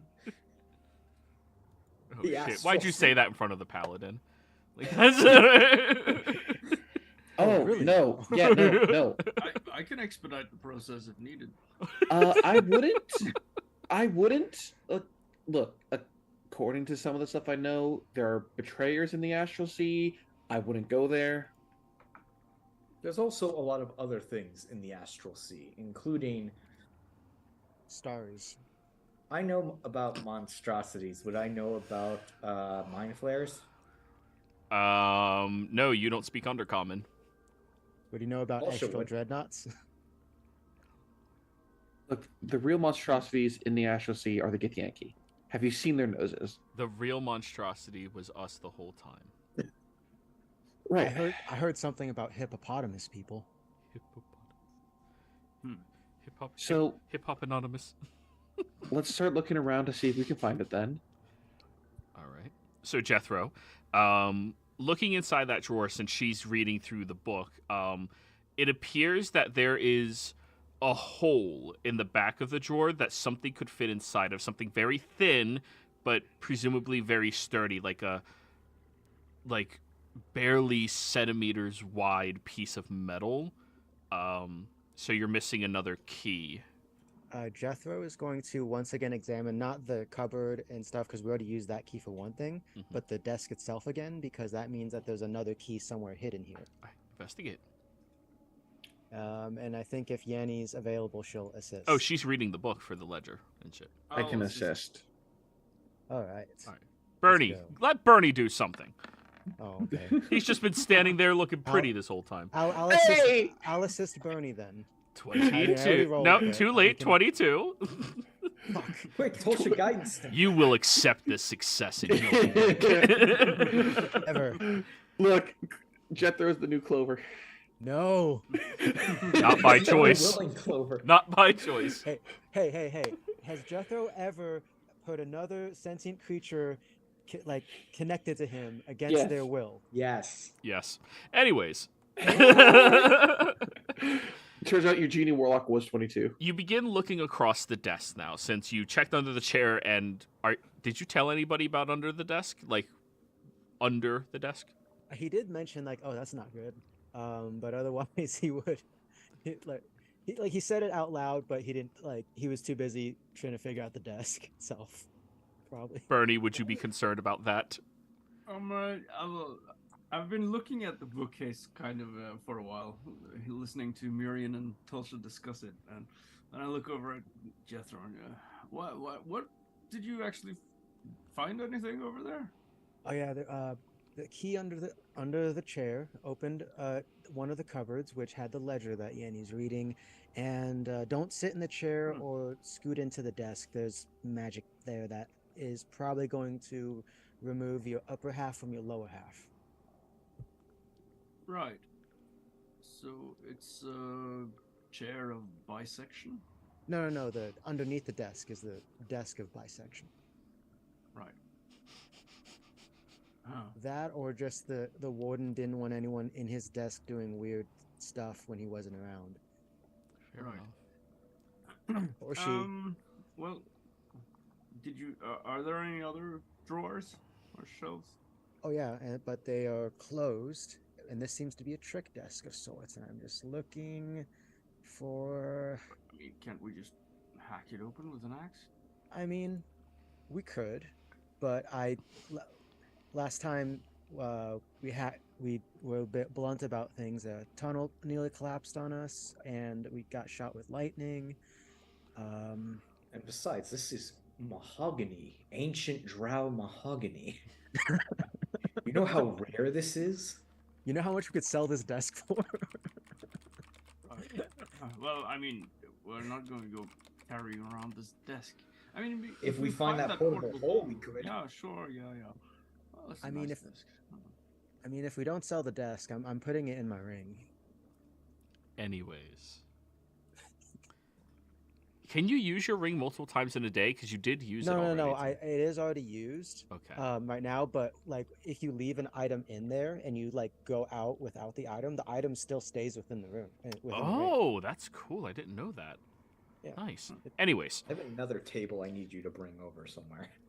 as you start investigating the top of the desk, you lift up the desk mat that they have placed down. That is so soft. That is so soft. Very nice. And then you don't see anything there, and you go over to where there's a small section of books that are placed standing upwards, and you start moving them, and you open, and they're all fake. There's nothing. They're fake books. They're just aesthetic. And then you look over towards the lantern that is placed on the desk, and you spin around the cover on the top, and you feel with your finger that there's a little metallic bump that is illusory hidden away. But when you touch and pull it out, it looks like the perfect length and width to fit into that hole down there. Bernie, curiosity ensues. You think you could build a hole with that? I mean, rod of yours? I could. It's not really a rod. It's a bit too thin for that, but it is like lengthy. Right. I mean, did you want to do the honors of sticking it in? I mean, you seem to have a My God. firm You grasp did of this. I know. it. Maybe Yanni should do the honors. She's busy right now. Why don't you guys just do it together? I mean, yeah. One hand on it, you could have the other hand on it. You know, we work together to get it's it a little done. thin. We'd have to use only. I will drench both of you in water. You're looking at a bookcase. My point You're still doing this, my stands. zombie All right, just so real jumping question, over who's the sticking it third in? guy. All right, give me the thing and I'll stick it in. All right. All right. Just make sure you go a bit slow because you don't know if there's anything that could, break in there. So you I'll make sure to take my time. very saying that to Bernie after last session, just very slowly moving in. That's it. It's almost in there. You're not even at the hole yet. You're not even with the tip. Come on, more. Yep. And after roughly about a minute, inevitably you hear click. Kaboom. You look around the desk.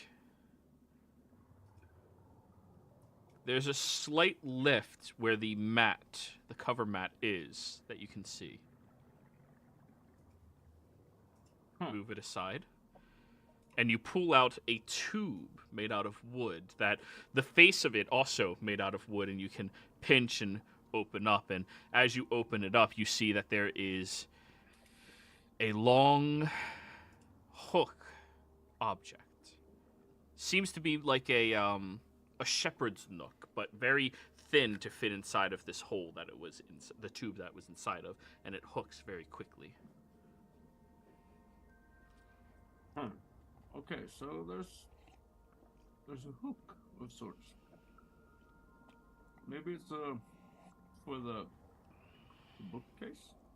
I mean, A book hook. we could see how it affects that spider web, but that also could end terribly. Right. Wait. Well, is it? Can you see if it's magical or anything? I mean, I don't know if anyone can see magic just off the bat. I think that's Right. Well, I don't know what you can do with your abilities. You haven't really told me who gave you those abilities, actually. I did. That was one of the first things I told you, was my whole entire sort of backstory why I'm here. Oh, right. Yeah. No, I thought that was a different entity from the whole genie thing. All right. Well, never mind. Literally the first thing he did. Full transparency. Just Yeah, no, his name's Ruben. Ruben Williams. He's a cool guy. Like, honestly, actually very funny. All right. Well, you'll have to acquaint us sometime. But yeah, Miriam, Tulsa, maybe you can detect magic on this thing. I'll just do a detect magic. I stop her before she does that. There's way too many traps in here that have gone us from us just doing magic. Can we just look at this like normal people first? Yeah, that's fair. So, you're using the hook to try to figure out how it interacts with the bookshelf? I was going to examine the hook to see if there's any like markings. Arcana check, please.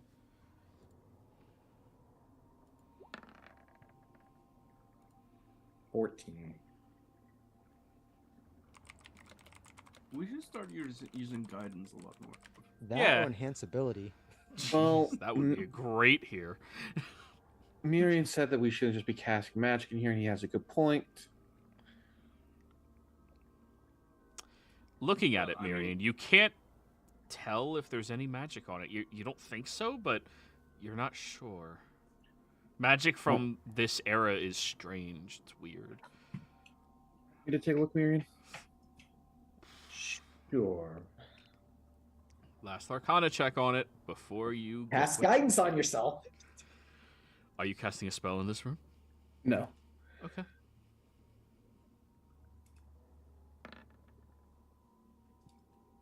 Dirty 20.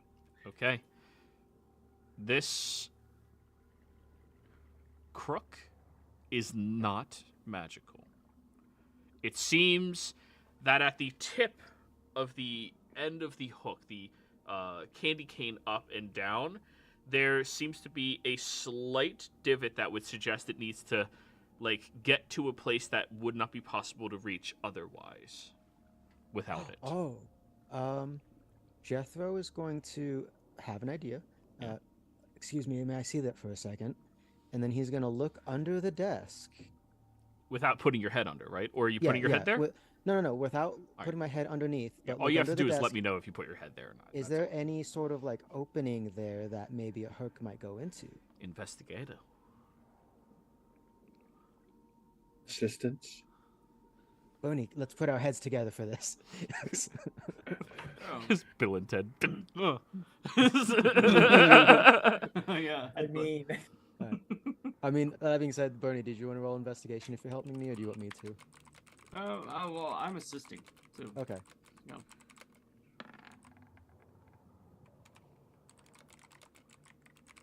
Dirty 20 again. Y'all keep hitting that DC. Looking up, there's a small break at the lip of the desk that's only about an inch thick that this object looks like if you had incredibly steady hands, you could move and get that hook underneath. All right. But if it moves less than half an inch too far in, it may proc those runes. Ooh. Do we That's have like anyone- Yanni. Do you have anyone here with good hands? Good with their hands? everyone points to your wife. How do you know that? We don't know that you haven't been married yet. My wife. Yanni, we've got a hand job for you. Oh, god damn. Yeah, I will say Yanni's probably gonna slap Bernie on that What? one. I mean, I do have decent steady hands myself, but I believe Yanni has more steady hands. Between the doctor, the archaeologist, and the thief is the one with the steady hands. Really She's now? not a thief. She's a spy. There's a difference. All right. Well, the thief, spy, lady, wife, is gonna have to roll a sleight of hand check. Right. This I was just setting this up so I can see how much this might do. Can I assist by like making sure that it doesn't go too far in? Are you Judging- proficient? In sleight of hand, yes. Then why are you letting her do it? She's openly stated this entire time, I'm not good at this. Right. I forgot she does have sleight of hand. I'm It's sorry. the one thing she always says, oh shit, I'm not good at this. Like, I apologize. Keep forgetting that both in and out of character. So it's up to you. Any additional assistances that you would like to take?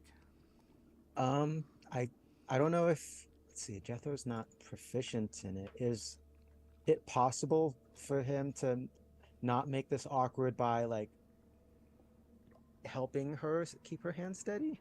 You can't help unless you are proficient. Okay. Anything you want to take before you do this? Because you have to put your head down right underneath where those runes are to see where you're guiding to get it there. I feel like this would be the time to do a spell, wouldn't it? Oh wait, actually, I have something that could assist a little bit at least. Well, if someone has a mirror, you could put it down there and look at the mirror. I have a crystal ball. Jethro's literally just getting the lantern of revealing and putting it on this side of the desk, so the light is, The light will help you, but you still need to see the angle. Does anyone have a mirror here? I know Lily I'm had one. actually checking my inventory right now. Yeah, and that's an object you would have had to specifically purchase because they're pretty expensive. They're like 50 gold. I Lily think. had a mirror, damn it. Can't believe Mr. Mustachio doesn't have a mirror. Didn't start with one. Honestly, I feel like he would have, but it probably broke at one point during our adventures because Fair, yeah. I have a brazier. Is that reflective enough? No. Razor. Sorry. Yeah. Just realized that I said it. we look over the mirror. I have a brazier. What? And holds up a Why would you razor. mention that at this point? You know, we still accept you. It's Well, I suppose my axe is fairly polished. If that helps. I was actually gonna say that myself. Like Jethro's proficient in smith tools too, so. I'm checking areas. Can you? What if you make an illusion of a mirror? We have a spyglass. Does that count? no. No, that's a lens, not a mirror. Yeah. And that's like a foot long. Like But there is one in Party Loot. there's a mirror Right, in we got it party. from that fucking bandit who had the giant mattress. Yep. wasn't this also a giant mirror? So though? you guys Yes. pull out the giant standing mirror. You know what? Okay. Placing it down across the floor. Hey, it's that or your head goes there. You know, that's Yeah. That's Jeez, fair. Where'd you I get forgot that we mirror? had that. It was above the bed of a bandit chief. Yeah, that's right. That bandit still was have into that some good mattress shit. somewhere. The mattress is in our home. No, Lily put the mattress inside her carriage because, Oh, did we leave that somewhere?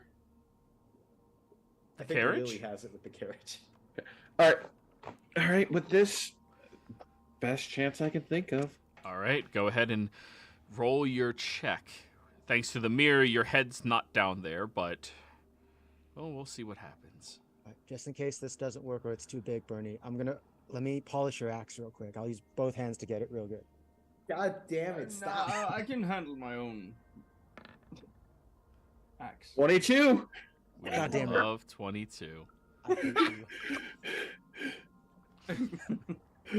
Tolsha, you move the crook at a slight angle to like get the hook itself flush with it, and you keep it as steady and close to it as possible, just slowly inching your fingers forward until it breaks past that threshold, and then you begin raising it up, letting it rest by pressing it against your thumb, and all of you watch her push her thumb up a second time to shake it out a little bit to make sure you don't, become overstrained.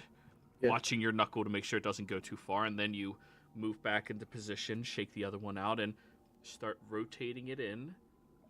Push a little bit higher, and then it pulls back into the proper groove. And as you pull it back there, you begin sliding it along the ledge on either side until...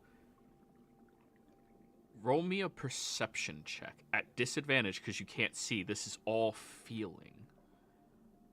Okay. There's no like clicks that we're hearing. Not yet. She got into the ledge, and now she's investigating the ledge without looking. 20. We love 20. You listen, and you start moving, and you skip over it at first.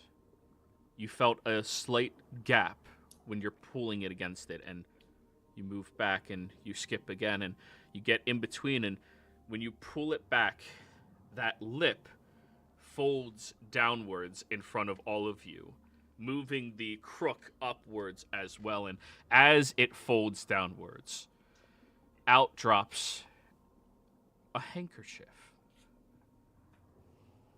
I need a dex save to catch it before it goes underneath the desk. I was about to say, I grab it. Dex save. Grab that shit.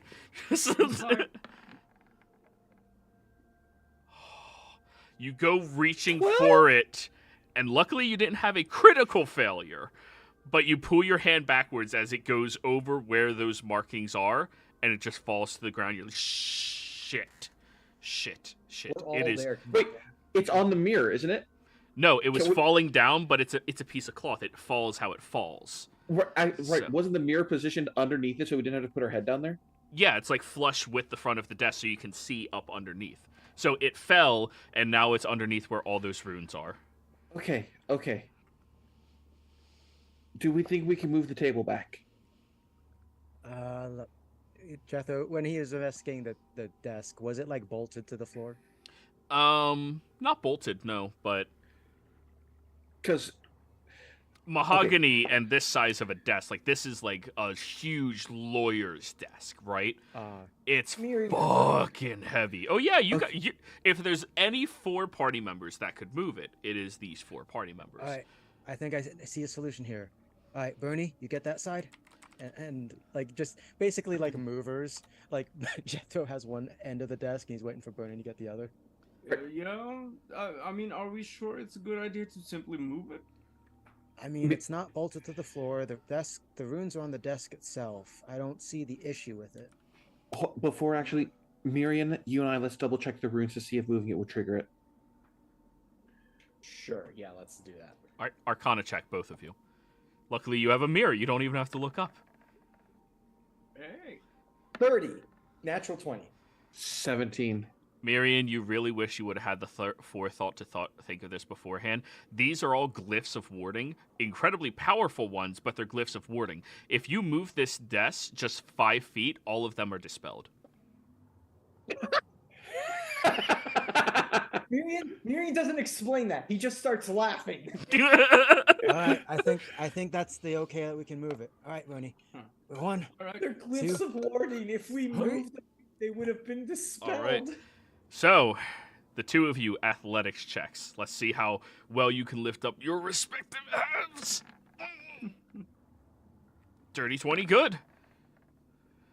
24, good. And both of you you lift with your legs, pushing up and straining to lift it, and you all hear the two men grunting like it's an 80s fucking gym, like, and they just start waddling, just, you on, see Bernie, the get those veins gains. in their necks bulging out, and from their arms as well, as you move it, and you just keep walking. Okay, that's 1 foot, and then you keep going, and that's 2, and then 3, and then 4, and then 5, and there's a shattering of magic as you drop it, and just, fuck, that thing is incredibly heavy. Jethro's gonna- If any of you have ever moved a desk like that before, those shits are fucking disgustingly heavy. Yes. They're horrible. That's why I get the maintenance department. Jethro's gonna go over to Bernie and give him the predator like forearm, Yeah, like the manly handshake. handshake. Yeah. Let's start flexing at the same time. Shit bros. Just, Yeah. I'm All right. gonna roll athletics, see if I can flex harder. oh, wow. Fellow emasculated. Oh. I feel like I need a protein shake or something. I'm Okay. not sure what that is. But... While the two of them are flexing, Tolsha and Miriam, you can just pick up the handkerchief now. Yeah, I'm going to start unfolding it. Okay. I'll help her because it gets big at some point. So you unfold the first time, and then the second, and then the third, and then the fourth, and it opens up into a 6 foot by 6 foot sheet of cloth here. All right. As soon as it Let's- does that, there's a shimmer over top of it.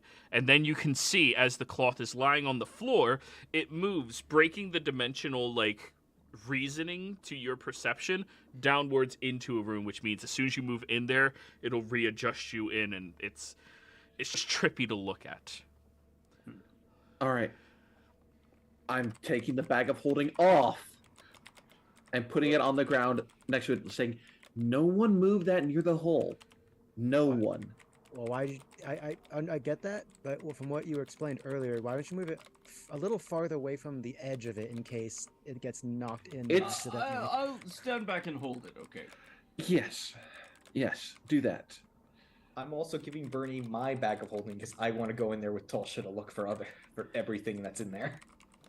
We're going to go in there and look. I'm also going to hand you my backpack that has the singularity in it, just in case, because we don't know how the singularity reacts with pocket dimensions. Yeah. You're not going to go in there, try and find what we can, and come back out. If you hear us screaming, Do you want us to Yeah. just tie a rope to you? that's probably a good idea. Rope up both of us with rope we have, and then. Ready, Miriam? Okay. Now,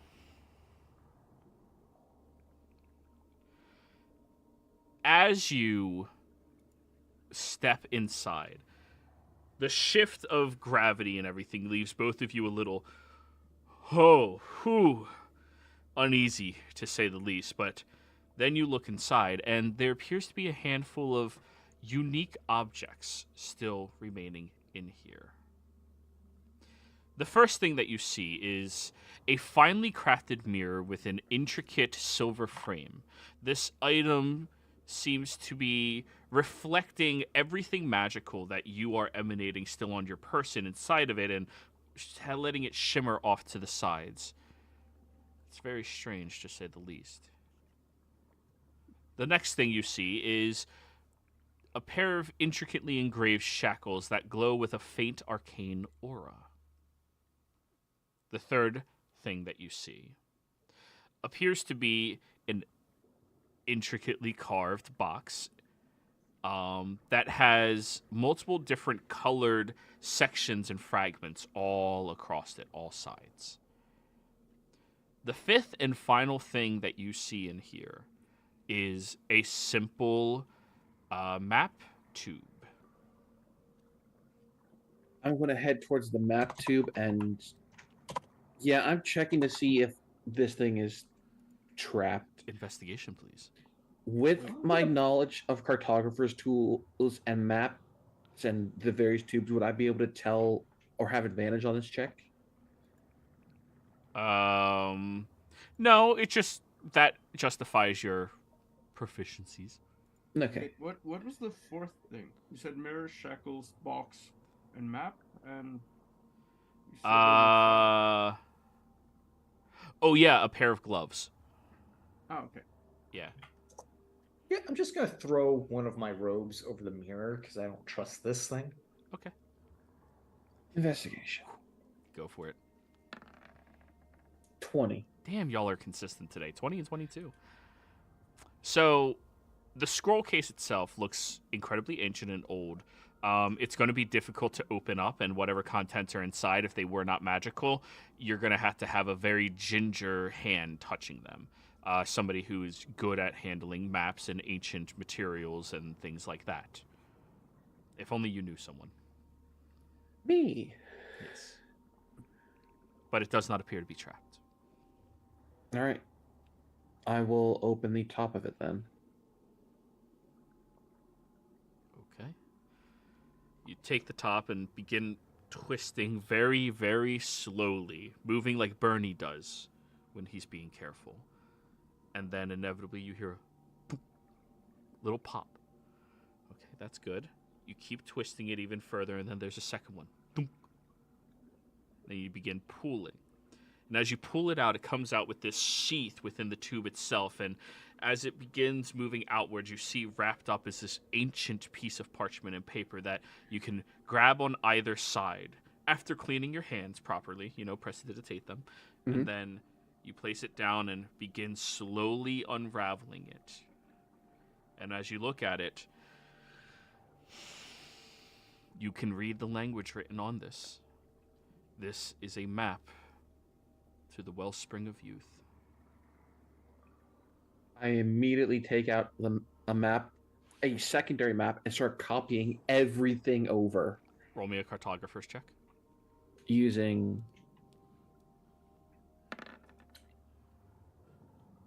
what attribute would you like me to use? This is going to be straight copying, so dexterity. Dexterity.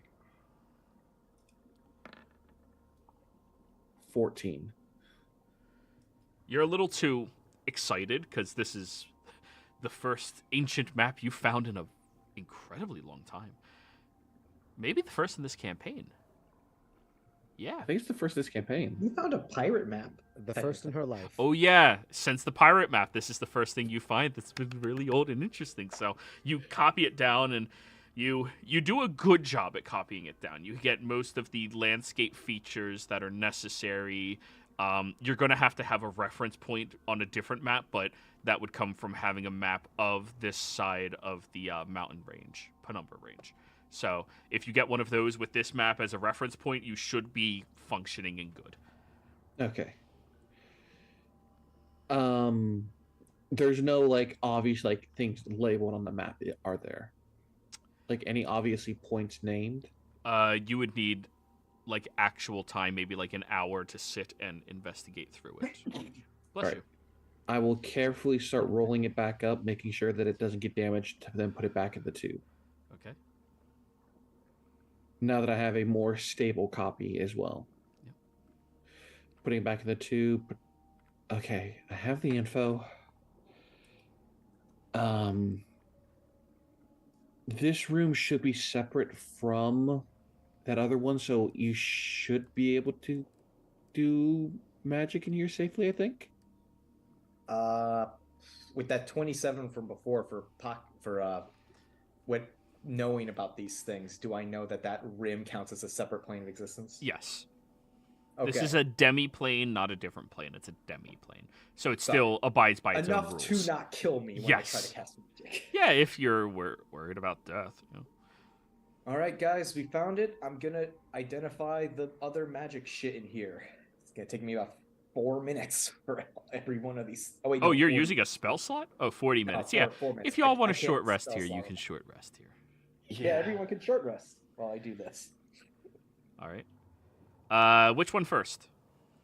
I don't trust that mirror, so let's do the mirror first.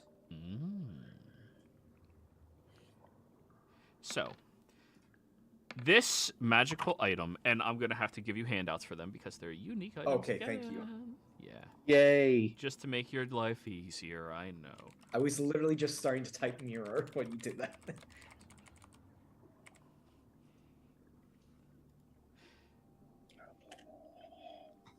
Before I do my short rest, I'm gonna use what's it called again?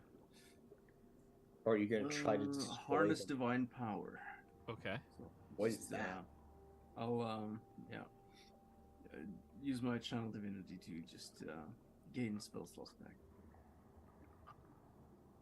Ooh, do you want to try to dispel this other 9th tier magic with your disrupting spell, whatever that is?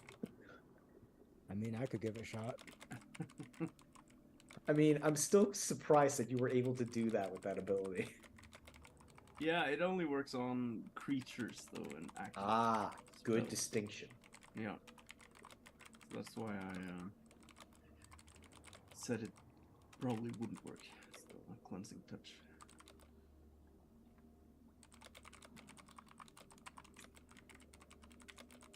Magic's a creature too. My religion is magic.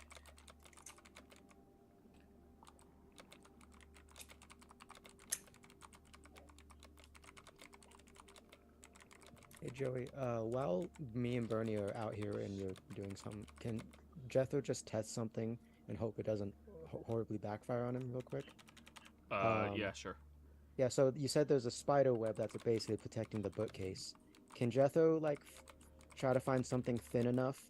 I'm thinking maybe just the butt of his halberd, possibly, to just stick it between the spider web to see if that does anything. You were Not- also told this is a 9th level spell.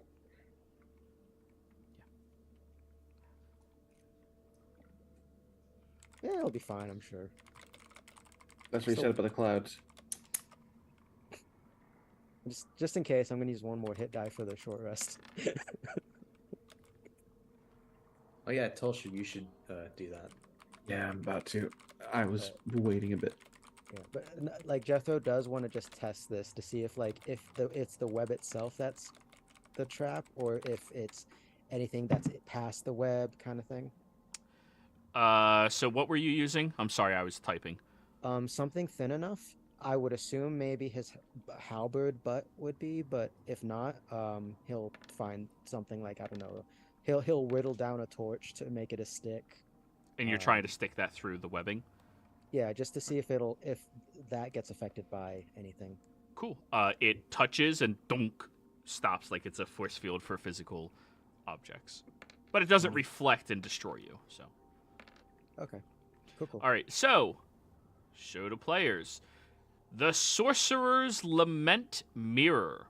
If a creature uses this mirror as cover from a magical attack, the mirror absorbs it if the spell only targets that creature. When it does so, that spell is stored. The mirror can have one spell stored in it at a time. As an action, a creature behind the mirror can speak the command word Lament and release the spell at another creature in the mirror's reflection. Oh, that could be very bad, depending what's already in there. Another question about that thing, because you said earlier when you described it that you could, you could see all the magical items kind of on the person. It seemed to give off like a hue of magic from the items that Mirian had. Right. Okay. So you can kind of use it as a sort of detect magic as well. Then, If right? that's what you glean from that, you can certainly try. How big is this mirror again? It's like a big standing mirror. Oh, it's a like the huge standing mirror. Yeah. Okay. So it'd be a kite shield. Oh Or no, tower no, shield. tower, like huge. It's Hey, all right. Bernie, I Its found your actual next- I found dimensions. something we can make into a shield for you. Its actual dimensions are 5.5 feet tall and 4.5 feet wide. Quick question: the not the dimensions, but the what this mirror does, is that shared aloud? I don't know, Mirian. Like, I is mean, at this Miriam point, like everyone's mumbling? doing one thing or the other. I will explain as I will write these down in little note cards after I do it to keep track and then hand them to you when I'm done. All right. So let's do it, all of them, and yeah, I like that order of operations, one thing at a time. Next handout. What are you identifying next? The shackles. Ooh. Is there an active spell stored in that mirror? You don't know.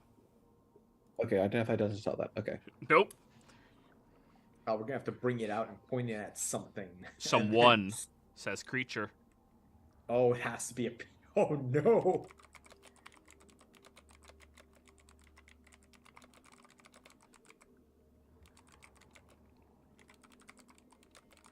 It's power word dance. Oh, there was no limit in that description. There might be a 10th level stored in there. I mean, it's old enough. What was the word to release it again? You said. Lament. And you have to be hiding behind it to say that. Okay. Yeah. I read that. I read that part, Bernie. So Bernie has repent and lament. Yep. This would be very useful in the fight against someone named Eyes. Repento lamento. Yeah.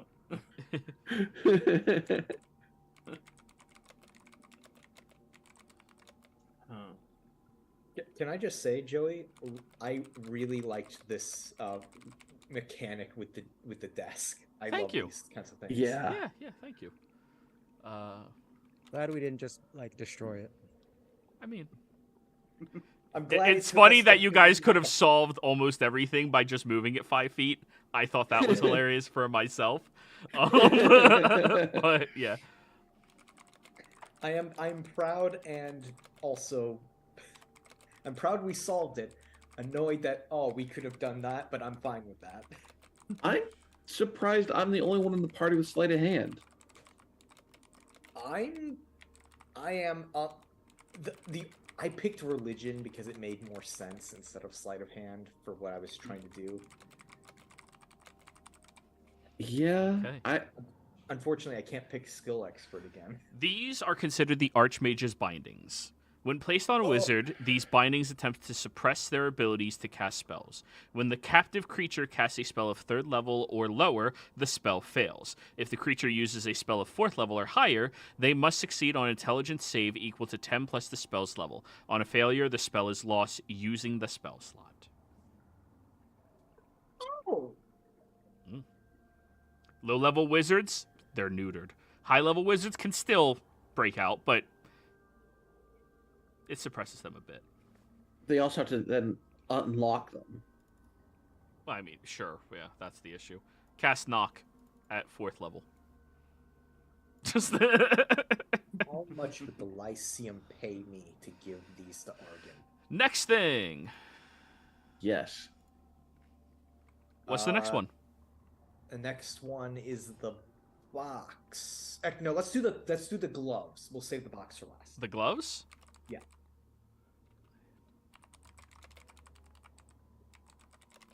I swear, if it's the same little dainty white gloves that we've been finding this whole campaign. Did you make a handout for the Archmage shackles or what's it called? Oh, I did. Did I not give you all access to see it? No. I don't see it anywhere. Here you go. By the way, There it is. I'm gonna add those to our party loot stuff. Yeah.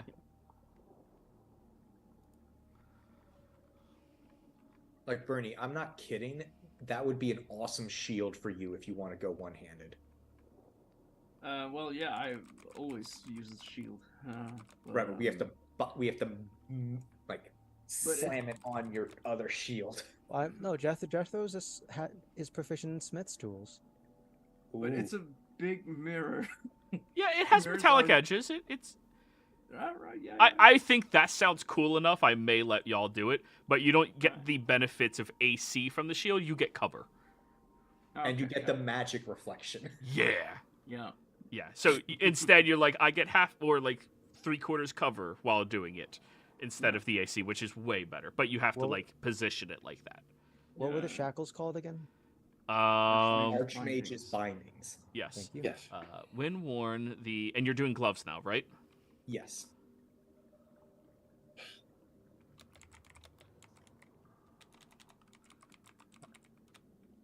I'm really hoping I know what that box is, but if not, then I'm sad I missed out on something.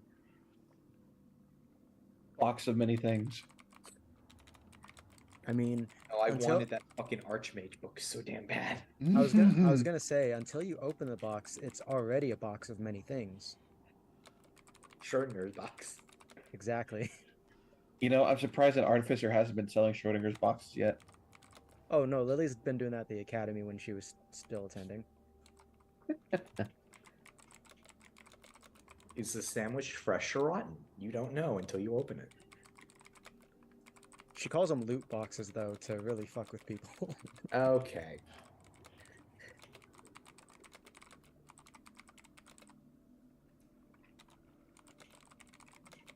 Did not mean to click that out.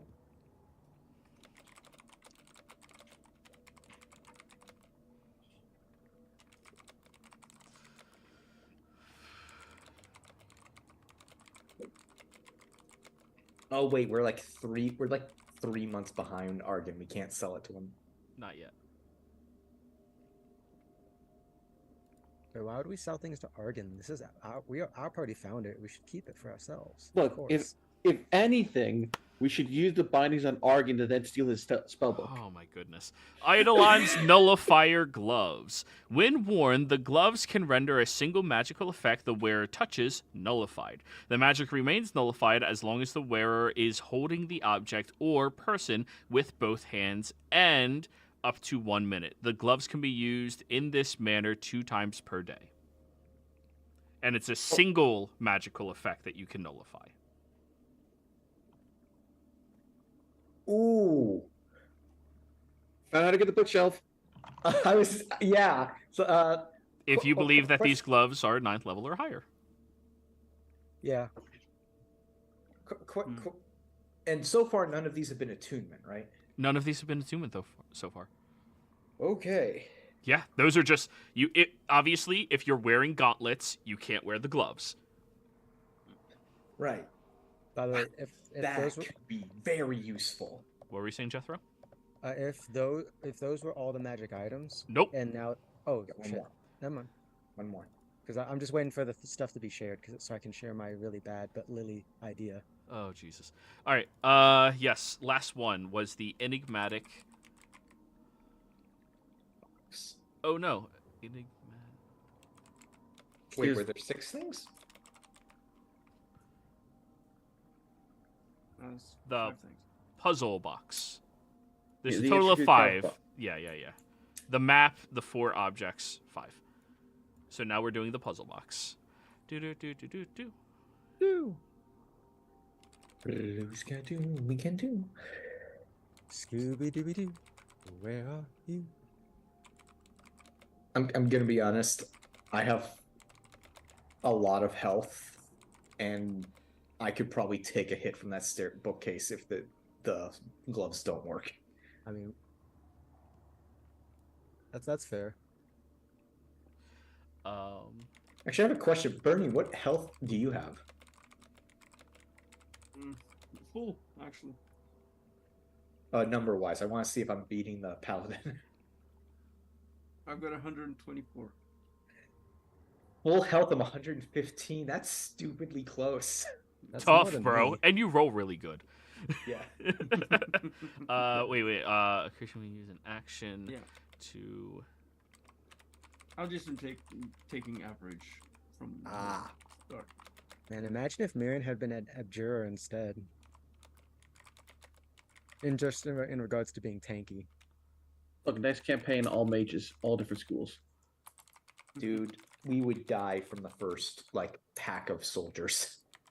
The enemy bard would cast vicious mockery and kill one of us that way. It'd be sad, but also hilarious.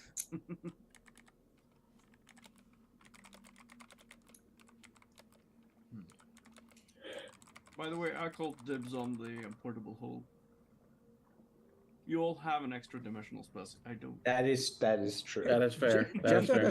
Jethro doesn't have an extra dimensional space. Well, Yes, have you a ring do. that can store You just said you people can and hold you items have in it. Your ring. It's not extra dimensional. We've You gone can over put this. things in it though. Oh, yeah. Yeah, you got extra space. How about that?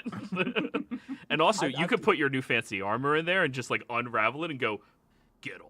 Just. Yeah. But anyways, enigmatic puzzle box. It emits bright light when being held by a creature. A creature may use an action and make a DC 18 investigation roll to use the puzzle box. Roll a D100 for what object falls out of it. Okay, we're doing this later. Is that a one-time use puzzle box? Once per day. Sorry, let me add that in. Once per day. There's 100 things. There's possibly 100 things in this box. So, I vote we put Yanni in the portable hole after we take all the other items out and have her open it once. No. That being said, I will just put this out loud to Miriam. If Lily learns about this box, she's going to take it from you. Oh, 100%. I'm swearing you all to see. The object returns to the box.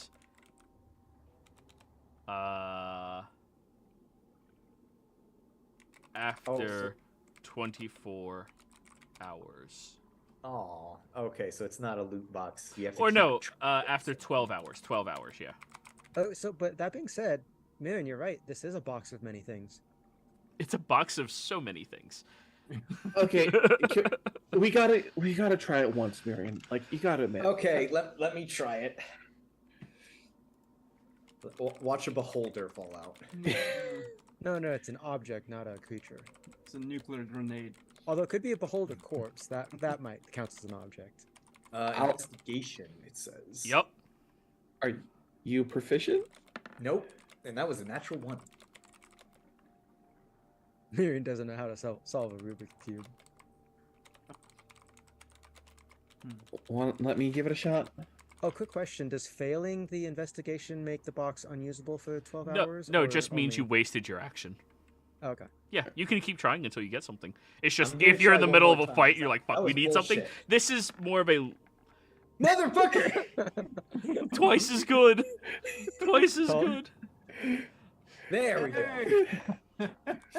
Do I have to roll a D100 or are you rolling the D100? You roll. Okay, D100. 76. Fallout, here we go! That's good. Vault. All right, let me roll down to 76. We're going to keep an active track of what each number is. Someone make a Google Doc.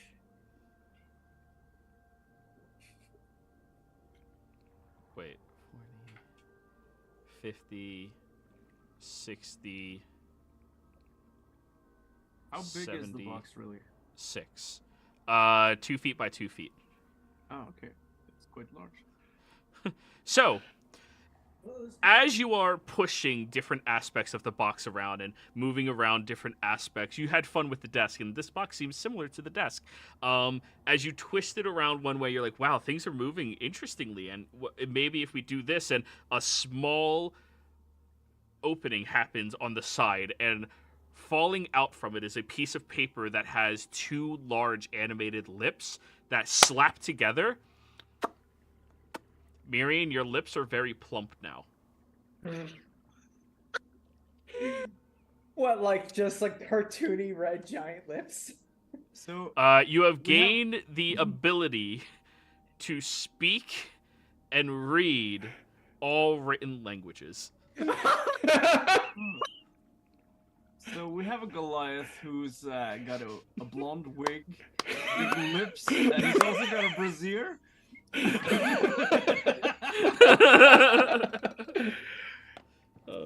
I just imagine now, like, Bernie and Jethro just hanging out, and then suddenly Miriam arises out of there, like, what happened to you in there? No wonder he Yeah. turns away all of the women that are interested. Yeah. But anyway, Uh, yes, Miriam? No, I was just saying not one word. But you gain this ability for the next 12 hours. Here, You have to I'll count the whole add... time. Before anything happens, I do want to add all of these items into my secret hidey place. While this is happening, once you're done, Miriam's gonna take the gloves and attempt to dispel, inert the magic web. I thought he would try to inert the lips first. I'm not wasting this on this. Oh, you're back. Oh my god. I know this will wear off. as we says, like, hey Lily, you'll never guess what happened. I swear to all that is holy, and you're hearing this being spoken in whatever the hell fucking Yuan-Ti? Yuan-Ti language is. Draconic. It just sounds like a bunch of hisses and curses. It's I draconic. assume. It's parcel tongue. Yeah, It's a form of Parcel speech. talk to you. It's like, What's going on down there? don't worry about it. So now You'll you s- can reveal everything. You said you're going to try using the gloves over on the magic over there? Yeah. Okay. It does not pass through. The gloves are Damn. not 9th level. They're powerful as fuck, but they're not 9th level. Damn it. Okay. I do have one thought, Miriam. Yeah. What happens if we try to force one of the singularities against it? Are you batshit? To be fair, one of you already threw a singularity into a jail cell earlier. Well, a completely mundane jail cell. That's a different thing. I mean, actually, when we were fighting those things and I saw that it absorbed the energy of the life bloom leaf, did I see that it seemed to be much more powerful than normal? Yeah. Are you gonna try to use a life bloom leaf to overcharge this circuit? I was going to hand it to you and you to try it. Is that how magic circuitry works? No. DM? If it is higher level, then it'll pass through, but you're still not. Then you just have one of the leaves past it. Okay. So actually, now that everything's revealed and stuff, and Jethro hears about this, Jethro's gonna look to Miriam and try not to stare at the lips, and ask him, I'm not too educated on the topic. Can magic be overloaded? Especially if it's absorbing things. DM, do I need to roll for that? Yes, Arcana. Okay. Tell me what number you got, because I'm on a different page. 23. I love 23. Almost as much as 22. So, yes, magic can be overloaded, but that's by using a single spell slot of higher level. So, if you were a 9th level wizard, that's how you would break it. You would overload it. I have a question. Miriam, does it look like this spell goes to the other side of the wall? Do you mean, is it just the front of the bookcase, not around the bookcase? Yes. DM, with my investigation of it earlier, does it wrap around? It's or the just bookcase itself. Okay. Is the bookcase itself is effectively a magic item? Yes. Okay, because you can see. Actually, if we moved it, would it dispel it? The runes are on the inside of the bookcase. It's not like a glyph. That's correct, right, DM? That is correct. It goes around the outside, but it's on the inside. So that'd be fucking hilarious if all the magic traps in this jail could be fixed by moving whatever it was. There's a lot of magic that can be fixed just by moving it, but not that one in particular. Can I take the crook and just try to pull the web away like it's a curtain? Sure, the crook does not pass by. Okay. I figured I'd try. There's no room attached to this office, is there? Nope, this is the end of the hall. I know some of these are spell books. No, I have no doubt. Right. So I had an idea about that. Because you mentioned things can be overloaded, sort of. If you are a spellcaster with a higher tier spell. Well, we all literally did see Tulsha get knocked on her ass by this bookcase. But now we have a mirror that will shoot back something. Do you want to feedback loop this? Yeah, no, that's literally what I was thinking of. Because if you feedback loop, What'll break first, the mirror or the bookshelf? Good question. Well, It has to target a creature. What were you saying, Bernie? If one of us were to stand behind the mirror and reach one hand around to touch the bookcase, and then speak the word lament just as it activates the thing, that would technically just target whoever touches the bookcase, right? What? I'm suggesting that one of us stands behind the mirror, reaches one hand around to activate the trap, and then at the same time speak the word lament to try and absorb the effect. The effect.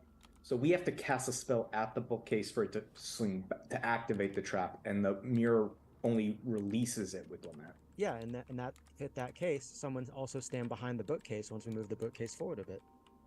You can't get around to the other side of the bookcase. The magical webbing goes around the bookcase. Oh, I thought Yes. it was the book. It was. I thought you meant it's like it's the bookcase itself, but it's still an object we can move. There's possibly a spell in the mirror. We can try shooting that at it. Jethro has a solution to that as long as I doubt a bookcase is going to be completely flush with a wall because bookcases. I don't know if you've seen them. Are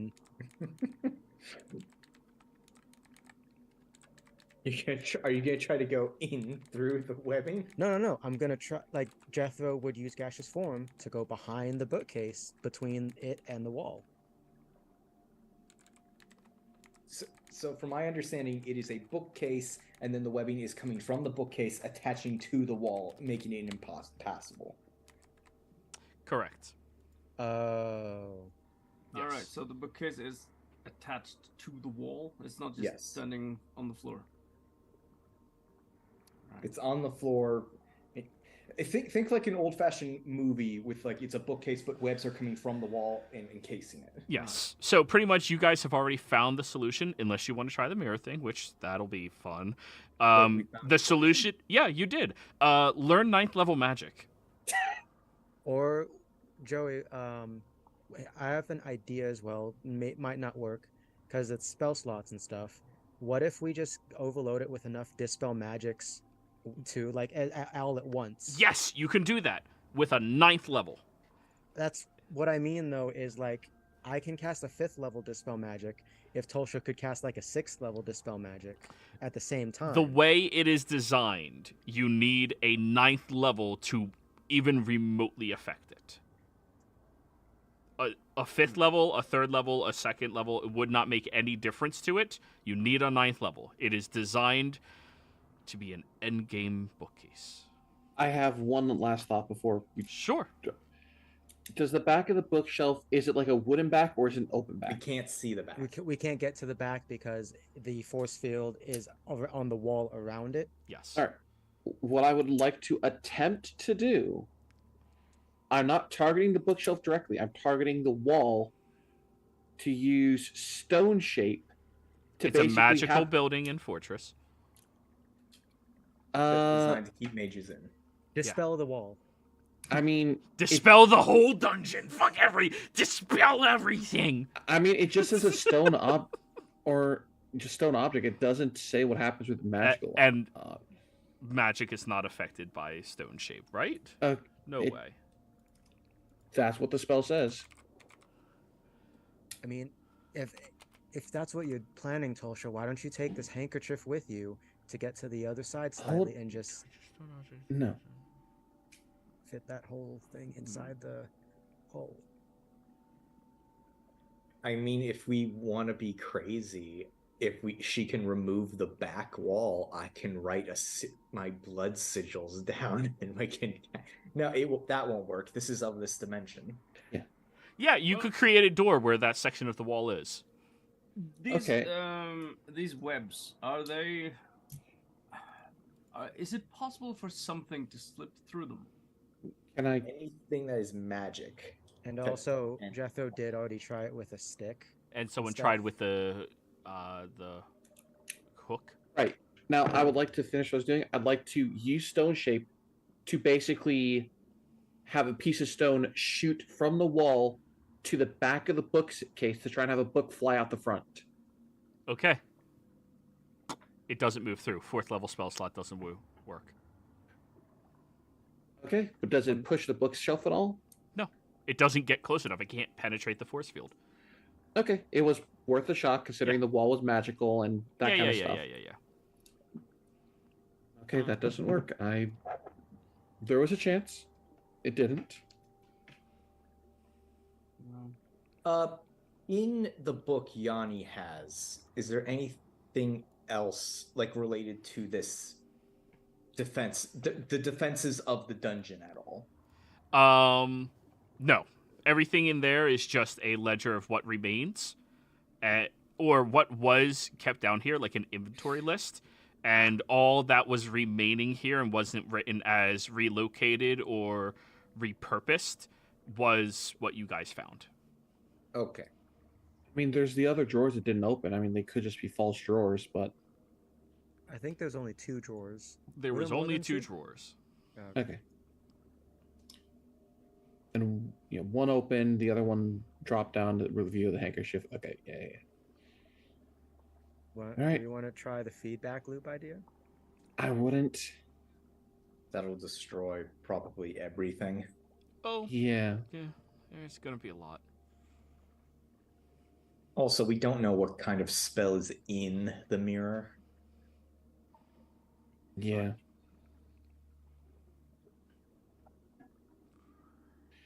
Right. I suggest we will come back for this at some other point. With Stone Shape still up, I'll grab like a small piece of the wall so we have a place to teleport back with. Well, we can't teleport out or in. Question. So Stone Shape did not affect the magic wall or anything like that at all? It affected the magic wall, did not affect the force field. So there is bookshelf, there is force field. Physical and magical things cannot go through force field. No, I understand that. Okay. I'm just wondering because it's on the wall for sure. Mm-hmm. Tulsha, does that also affect the floor? The stone floor? It should. Is the force field? Do you think you could maybe make sink the floor underneath the bookshelf? Do you mean to try and get the bookshelf on an angle, perhaps, to see if that has... No, literally make a hole underneath where the bookshelf is, essentially, to lower it. We could maybe, if you can shape the bookshelf into so that it's freestanding, then we could unfold the portable hole underneath it so it fall down, and then we could bring the bookshelf with us. Well, that's the thing. We can't exactly get underneath the bookshelf we can't get into where the bookshelf is to begin with.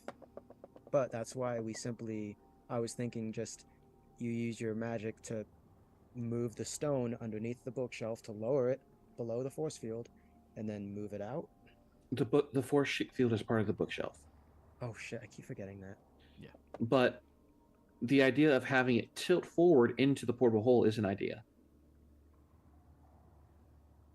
Let's try that. All right. So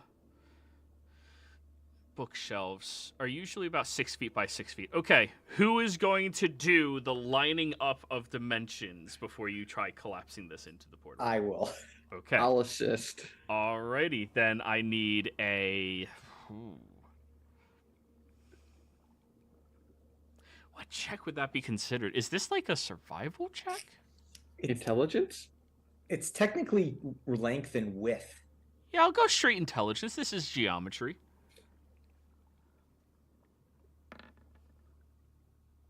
It's 23. Okay. Yes.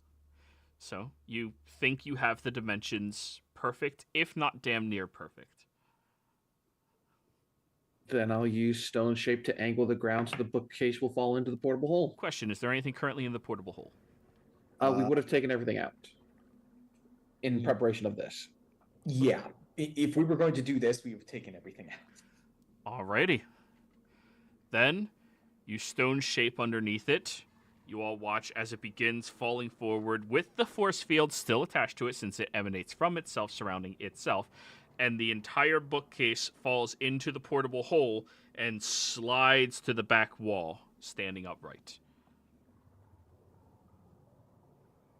I think that works. It slid into the portable hole or across the portable hole? It went into it and then slid to the back side against the wall. It's a 6 foot by 6 foot interdimensional space. So it fell into it, and now it's at the back wall. Okay, sorry. My brain, when you said upright against the wall, I didn't think in the hole. Now you guys have a bookcase you don't have access to inside of your portable hole. But we know people with 9th level spells. Sure.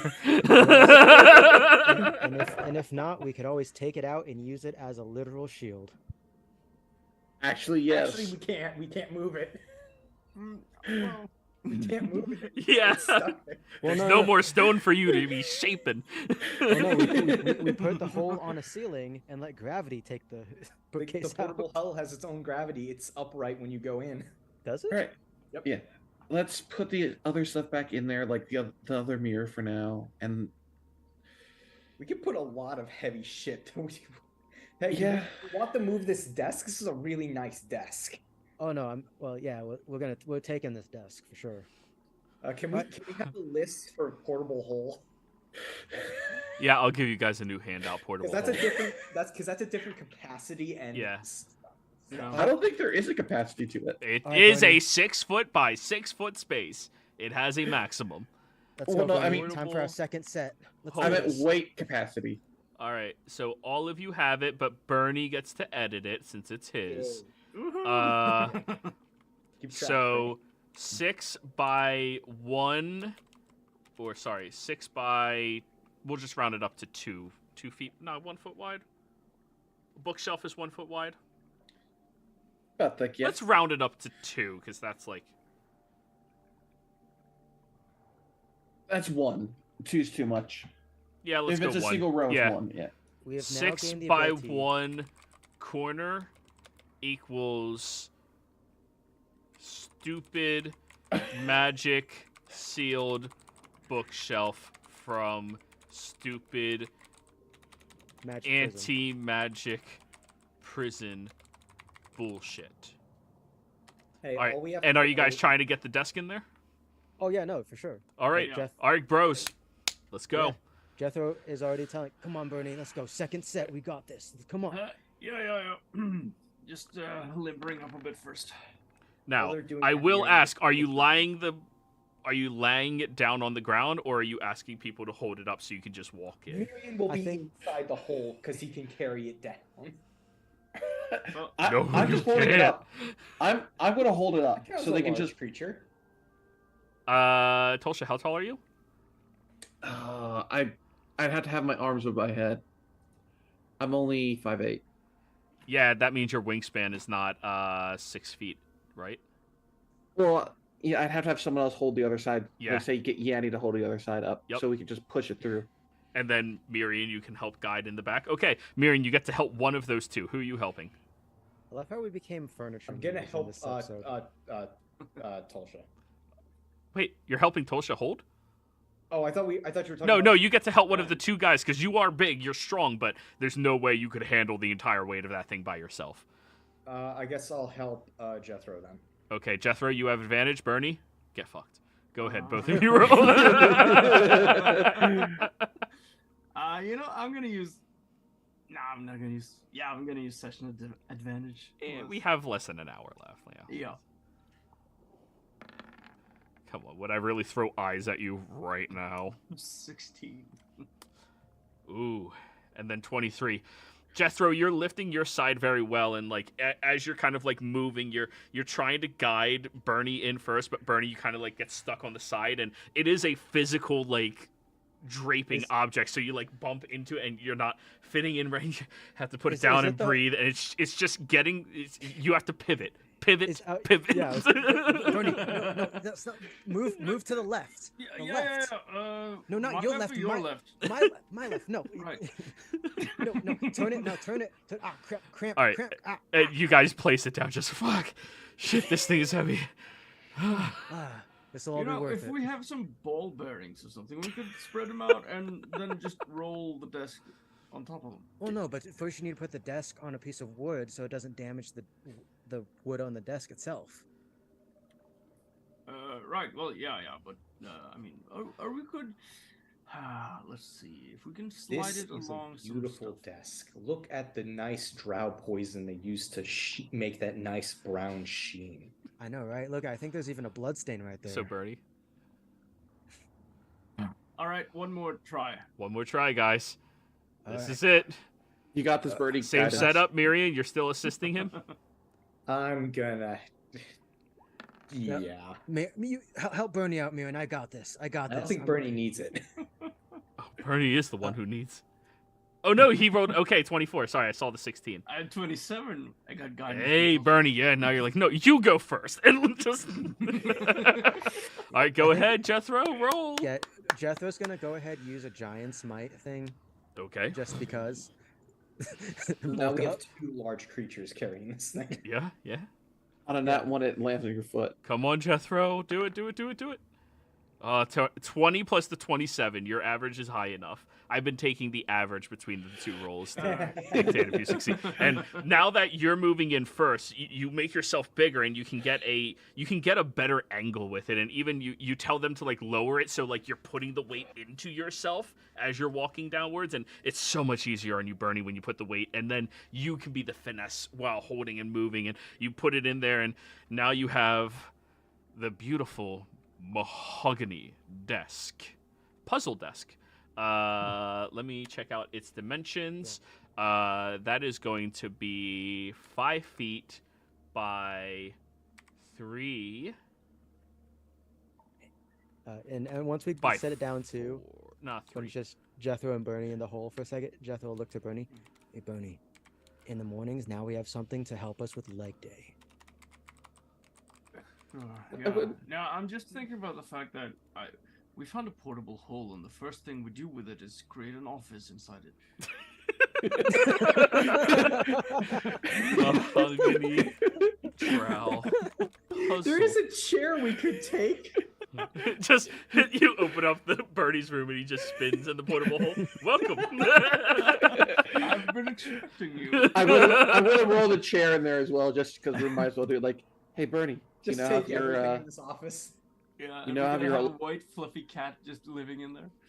welcome to the law office of Bernie Cragless. All right, there you guys go. You have 1 6-foot by 1 foot wall, which is the stupid magic sealed bookshelf with stupid anti-magic prison bullshit. And then you have a 5-foot by 3 mahogany trowel puzzle desk. Bernie, you get to sit down in the chair and look at your bookshelf and your desk, and you know this chair's pretty comfy. You can see what Argan's been doing. Okay, let's put the chair in as well. What happens if I close a portable hole with them in there, Miriam? There's a limit. It becomes a limited supply of air. Yeah, like I think it's 10 minutes. Well, I know that's for bag of holding, but is that for portable hole too? Yeah, I think. Pretty sure. Portable hole an individual can be inside of for up to 35 minutes, plus their con modifier after holding their breath. 6 feet by 6 feet worth of air. Yeah. All right, now we just need to get out of here, go back to Draconia, and get that transmuter desk. Well, first we gotta go and stop the Volsharker. Right. Oh, right. Yeah, that's. Don't remember, Miriam, we have the sigil to teleport there, to that tower. We can go there anytime. And apparently we also have the map we were looking for, so... Yes, I just need a map now of this side of the coast, and I can compare it. Did you actually open the scroll case? Yes, I have a copy of the map here. Oh, okay. I guess... Right, well, yeah, I guess we're good to get out of here then. And question. The path behind us collapsed. How do we get out of here? Oh, Bernie, you up for some more lifting? Yeah, I guess. Yeah. Also, when we get out of here, I know you made a copy of that map. I have a suggestion, since that's probably going to be a hot item. Why don't we make a fake copy? You know, in case someone decides to steal it from us. Yeah. I mean, I can easily do that and just have it point towards the capital of the Kryn Dynasty. They have to be within the reflection. Well, it has to be something that seems like it might actually lead to a secret spot. It's also that mirror still has a cloak over it, so no one's in its reflection right now. And also, it has to target a creature with a single target creature spell. And they have to be in the reflection. Keep that in mind. It is designed to fuck over mages in particular. Right. Well, why don't let's go ahead and consider all this later. Let's get out of here first. We've nearly died quite a few times. Well, we gotta put the 2 mirrors and this chair back in the portable hole as well. Yeah. By the way, did you want that poster on the wall that says "You can do it"? Sure. Why not? It just has like a prisoner up in chains and a drow whipping them. I thought it said Warden of the Century. No, that's the mug that was on the desk. Oh, right, yeah. Best dungeon master. Thank you. You weren't expecting us to take everything in this room, were you? I did actually, yeah. That's, I figured you guys would find a way to take the bookshelf, or maybe not. But I mean, you found it. That's good. You still don't have access to it, but you found it. And, you know, I the know at floor least here, three are these people with marble ninth level tiles? spells. No, it's void. It's no, everything's stone. I wasn't going to be that much of a dick when you actually had a good idea. Can I check to see if there's like a lever to reset the falling ceiling somewhere in here, or like some kind of hidden trigger to reset the fallen ceiling? That reminds me, we should check the map. That reveals hidden passageways. Well, it didn't work down here. Correct. Oh, right, sorry. Thank you for remembering. By the way, if we are getting out, if it's possible, we should probably get that rod you left behind. Yes, that's why I'm looking to see if there's a reset lever for the falling ceilings. There, in a dungeon like this, there usually is somewhere. You do your investigation then. I'll help you out. Worst case scenario, I just turn into a giant monkey and start digging us out. Punchy, I don't punchy think- rock. Punchy, punchy rock. Yeah, so far this has been more of a bookcase scenario. I fucking hate you. I didn't get that one went over my head. 23. Yeah. I mean, if anything, we could write this down and it'll be by the book next time we come Yeah. across this sort of situation. Yeah. 23. Yeah, go. Tosha, yes. The puns will have to take a break. 23, Tosha. You look around, and after moving the desk itself, you do notice that on the floor near the desk, there is what appears to be a Button. open magic stone rock. That's what it's labeled as, open magic.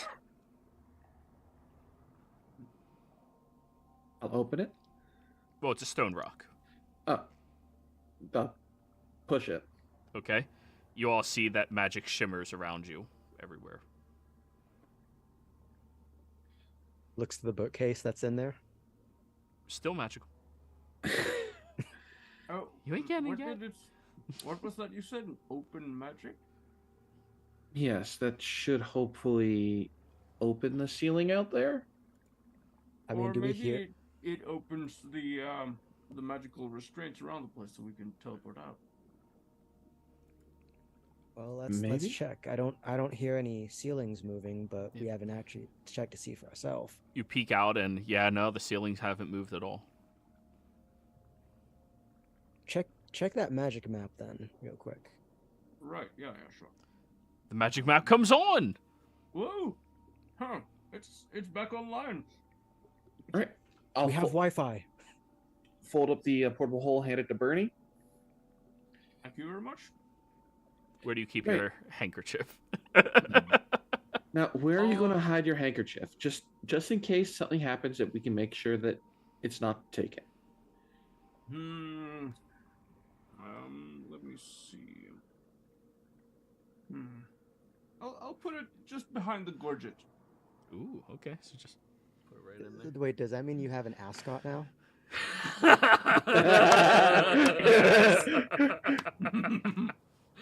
Oh no, Fred.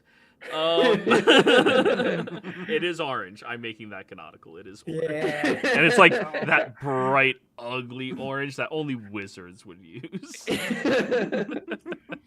Hey. Yeah, I mean, Is he wrong? Right. Then Just one question. Is it?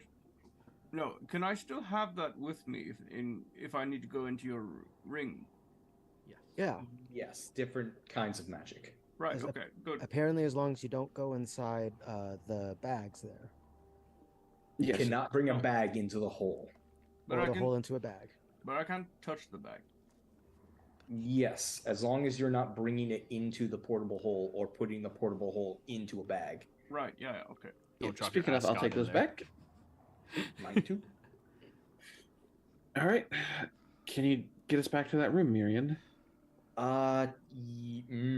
We have the keys for it. We do have the keys for the room. Okay, then yes, I can. Everyone get ready. Ready for what?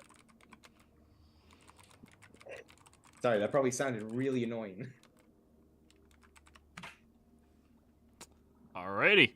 Everybody, Yep. hold up your keys and Miriam teleport. Yep. Woo, woo, woo, woo. Woo, woo, woo, woo, woo, woo. You look around and... Oh, you can't magically teleport into your room, by the way. But you're inside the tavern. In the hallway. And some drunk guy's walking down. Oh, that's right. It's still up. What the fuck? What? The private sanctum is still up. You can't magically teleport inside.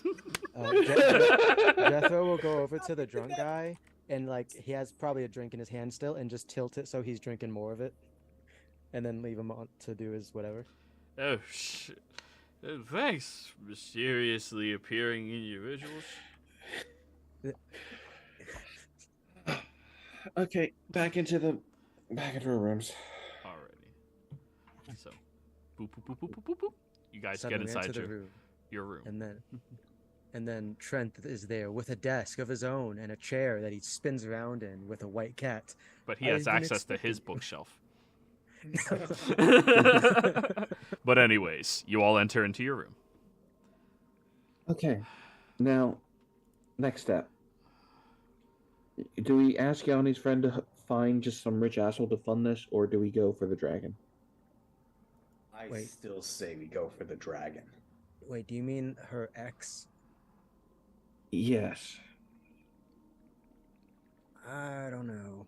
I mean, I did say I would look into. Oh, Jesus. If we go for the rich asshole, we won't have to reveal that we have the map. If we go for the dragon, we'll reveal the map, and the dragon will probably want it. Well, we don't need to reveal the map. We just all we need to do is reveal that we're hunting the Volstrucker asshole who has a hold on her city.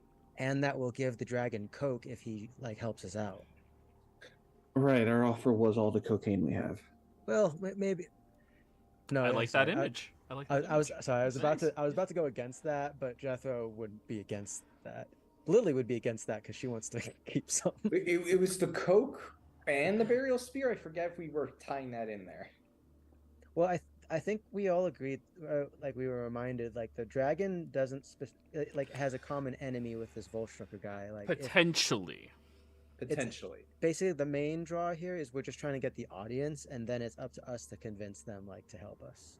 And the coke was going to help with that. Yes. I believe our plan was, yeah, the coke, and we can also throw in some platinum in there to sweeten the deal as well. I mean, I'm kind of against it because I want the desk for myself, but we could also offer this very fine desk that's in the hole. How are we going to get that? Transport that? I mean, we're strong enough. That's, yeah, actually, that. Since I'm an archaeologist, can I determine the value of that desk? It is technically an artifact of a lost era. Also, it's fine drow mahogany. And it is an art object. It And is. it has hidden compartments. Yeah, it has function. It's a puzzle desk. Yeah.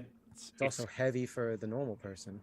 Oh, by the way, are you guys putting back any of the secret things like the? Oh, we probably should. When we decided to put it in the hole, we had to put it all back in there so we didn't lose it. Yeah. Yeah, Okay, so you put the key back where it was. You put the thing back and all of that. exactly. Yeah. Okay. Historical knowledge coming in clutch, identifying the price of this. You would estimate that a desk of this caliber and quality, made in a modern era, would cost roughly 200, 300 gold. Made in a modern era. Considering the historical aspect. If you found a suitable buyer of drow enthusiast, or even someone from prison enthusiast, which there are people like that. I mean, Jethro. You think that you might be able to get upwards of 1,000. Now, the fact that it's also a puzzle desk, those individuals usually like to purchase things. They'll haggle a lot, but you think if you found the perfect buyer, 2,000 gold. I could probably get 2,000 gold for that. If you found the perfect, a desk enthusiast or a drow historian who also loves puzzles. I mean, also What about think, a dragon who wants to submit her authority behind a very nice desk? You think And the didn't you dragon mention- doesn't have a desk. didn't you say copper dragons were also mischievous? I mean, I would imagine she'd want this desk just to fuck with someone. We could add it to the pile. Rough 1,000 to 2,000 gold desk. You know, we could at some point we should hold like an auction or something. We know a place to do that. We do know a place. I don't want to give up the burial spear, but your god specifically said it was a sure thing. It was, yes. I don't Only want to because- give it up either. I know, it's, But- it's a, You know what? I've thought about it. I'd give it up so we can, for the greater good. the greater good. As much as I Greater would good. love to keep it, I'm willing to sacrifice it. Well, it was also, if I remember correctly, it was a one-time thing. No. Right? No, we got that translation wrong. We corrected it later. Oh. The ideal one that was wanted to be commissioned would have been a one-time use that could have killed anything. This Right. one cannot, but it is multiple use. It is more sturdy, but it can't kill gods. Honestly, I'm fine with that. With the only counter being that pointing to your Gorget. There were 2 items made in tangent. Right.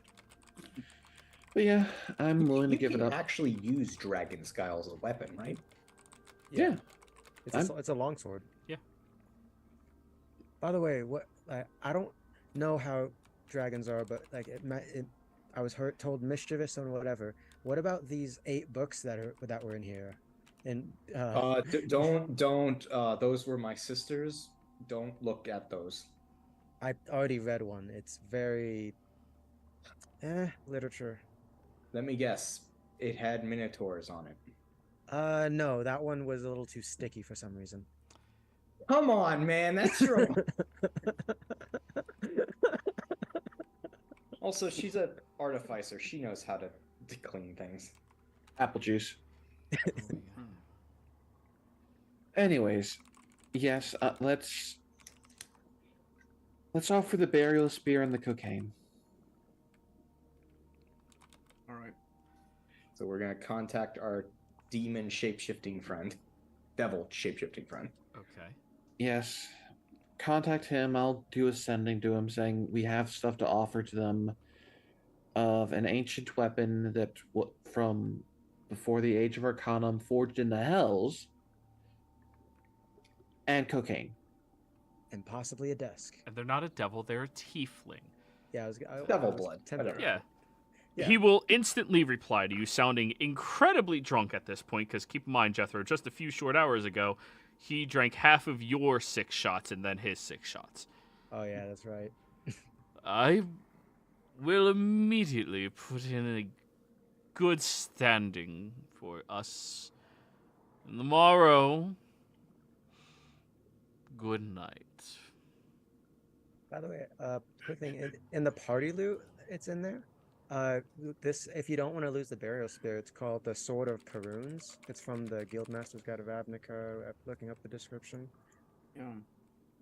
We have It's that. actually a really good sword. I've been wanting to kind of use it maybe, but We have I'm what? also It's like called the having my Sword of. shield. It's called Sword of Perunes. It's a +1 magic weapon, but it has It makes the you fallen turn properties. pruny. It immediately after using an attack with the sword, you can enable 1 creature within 60 feet to use its reaction to attack. After you take a dash, you can enable another creature to use its reaction to move up to its speed. Basically, it gives you battle master shit. Right, but that's not an ancient weapon, and this dragon specifically likes ancient weapons. It's very rare. Doesn't make it an ancient weapon. The ancient weapon is below artifact. Like it's legendary. Which the burial Wow. spear is legendary. Yeah, actually, reading through the description of this sword, like this sword's better than the spear. So yeah. I mean, she can use it as an actual weapon after the only reason she has dragon scale is because it gives you a bonus to dragons. Yeah. Well, Jethro could use the sword, right? I could, yeah. Why don't you? Because I use a halberd or pole arm. Also, yeah, but keep are in you- mind the note. It's a great sword. It is Yeah, a it's- very great sword. Yeah. That's Well, true. yeah, it is a great sword, not a long sword. This version is. Come on, I that was could funny. use Screw it. you guys. I make a pun. I love when you said when you were playing the drunk character, your camera went out of focus for the split second that you were saying goodnight. It did, yeah. Yeah. Well, I was actually thinking about maybe asking Lily if she could potentially do something to change the sword into an axe, like a battle axe. That sword? Right? Yeah. I think that's tempering messing with the metal too much. Yeah, Well, I mean, she's the artificer. well, that's the thing. You see, when it comes to making weapons, and Jethro will go on a whole small lecture about smithing and how that works with weapons. Mhm. And honestly, I had the funniest fucking idea now, where Lily would literally just have you any of you played Tears of the Kingdom? No. I know what you're referencing. She would basically glue the sword to the head of the axe. Good. I mean, Uh, Bernie, if you want, we can teleport you. We can teleport to the Lyceum, and we can try to do some crazy things if you want. If you actually want that giant mirror shield. Right? Well, yeah, sure. I mean, if you think that's possible, I mean, it's a mirror. It's fragile. The mirror that can It reflect doesn't- magic. It's also a magic Still- mirror. It's not meant to take direct hits from. It's also a magic item. It won't break. Easily. Yeah, sure. I mean, yeah. I'm not planning to definitely push not- it on you. It's just a weird idea that we all thought of. I mean, Yeah, if no, any, it's a good idea. It would certainly be a good shield, if it can be made to work as a shield.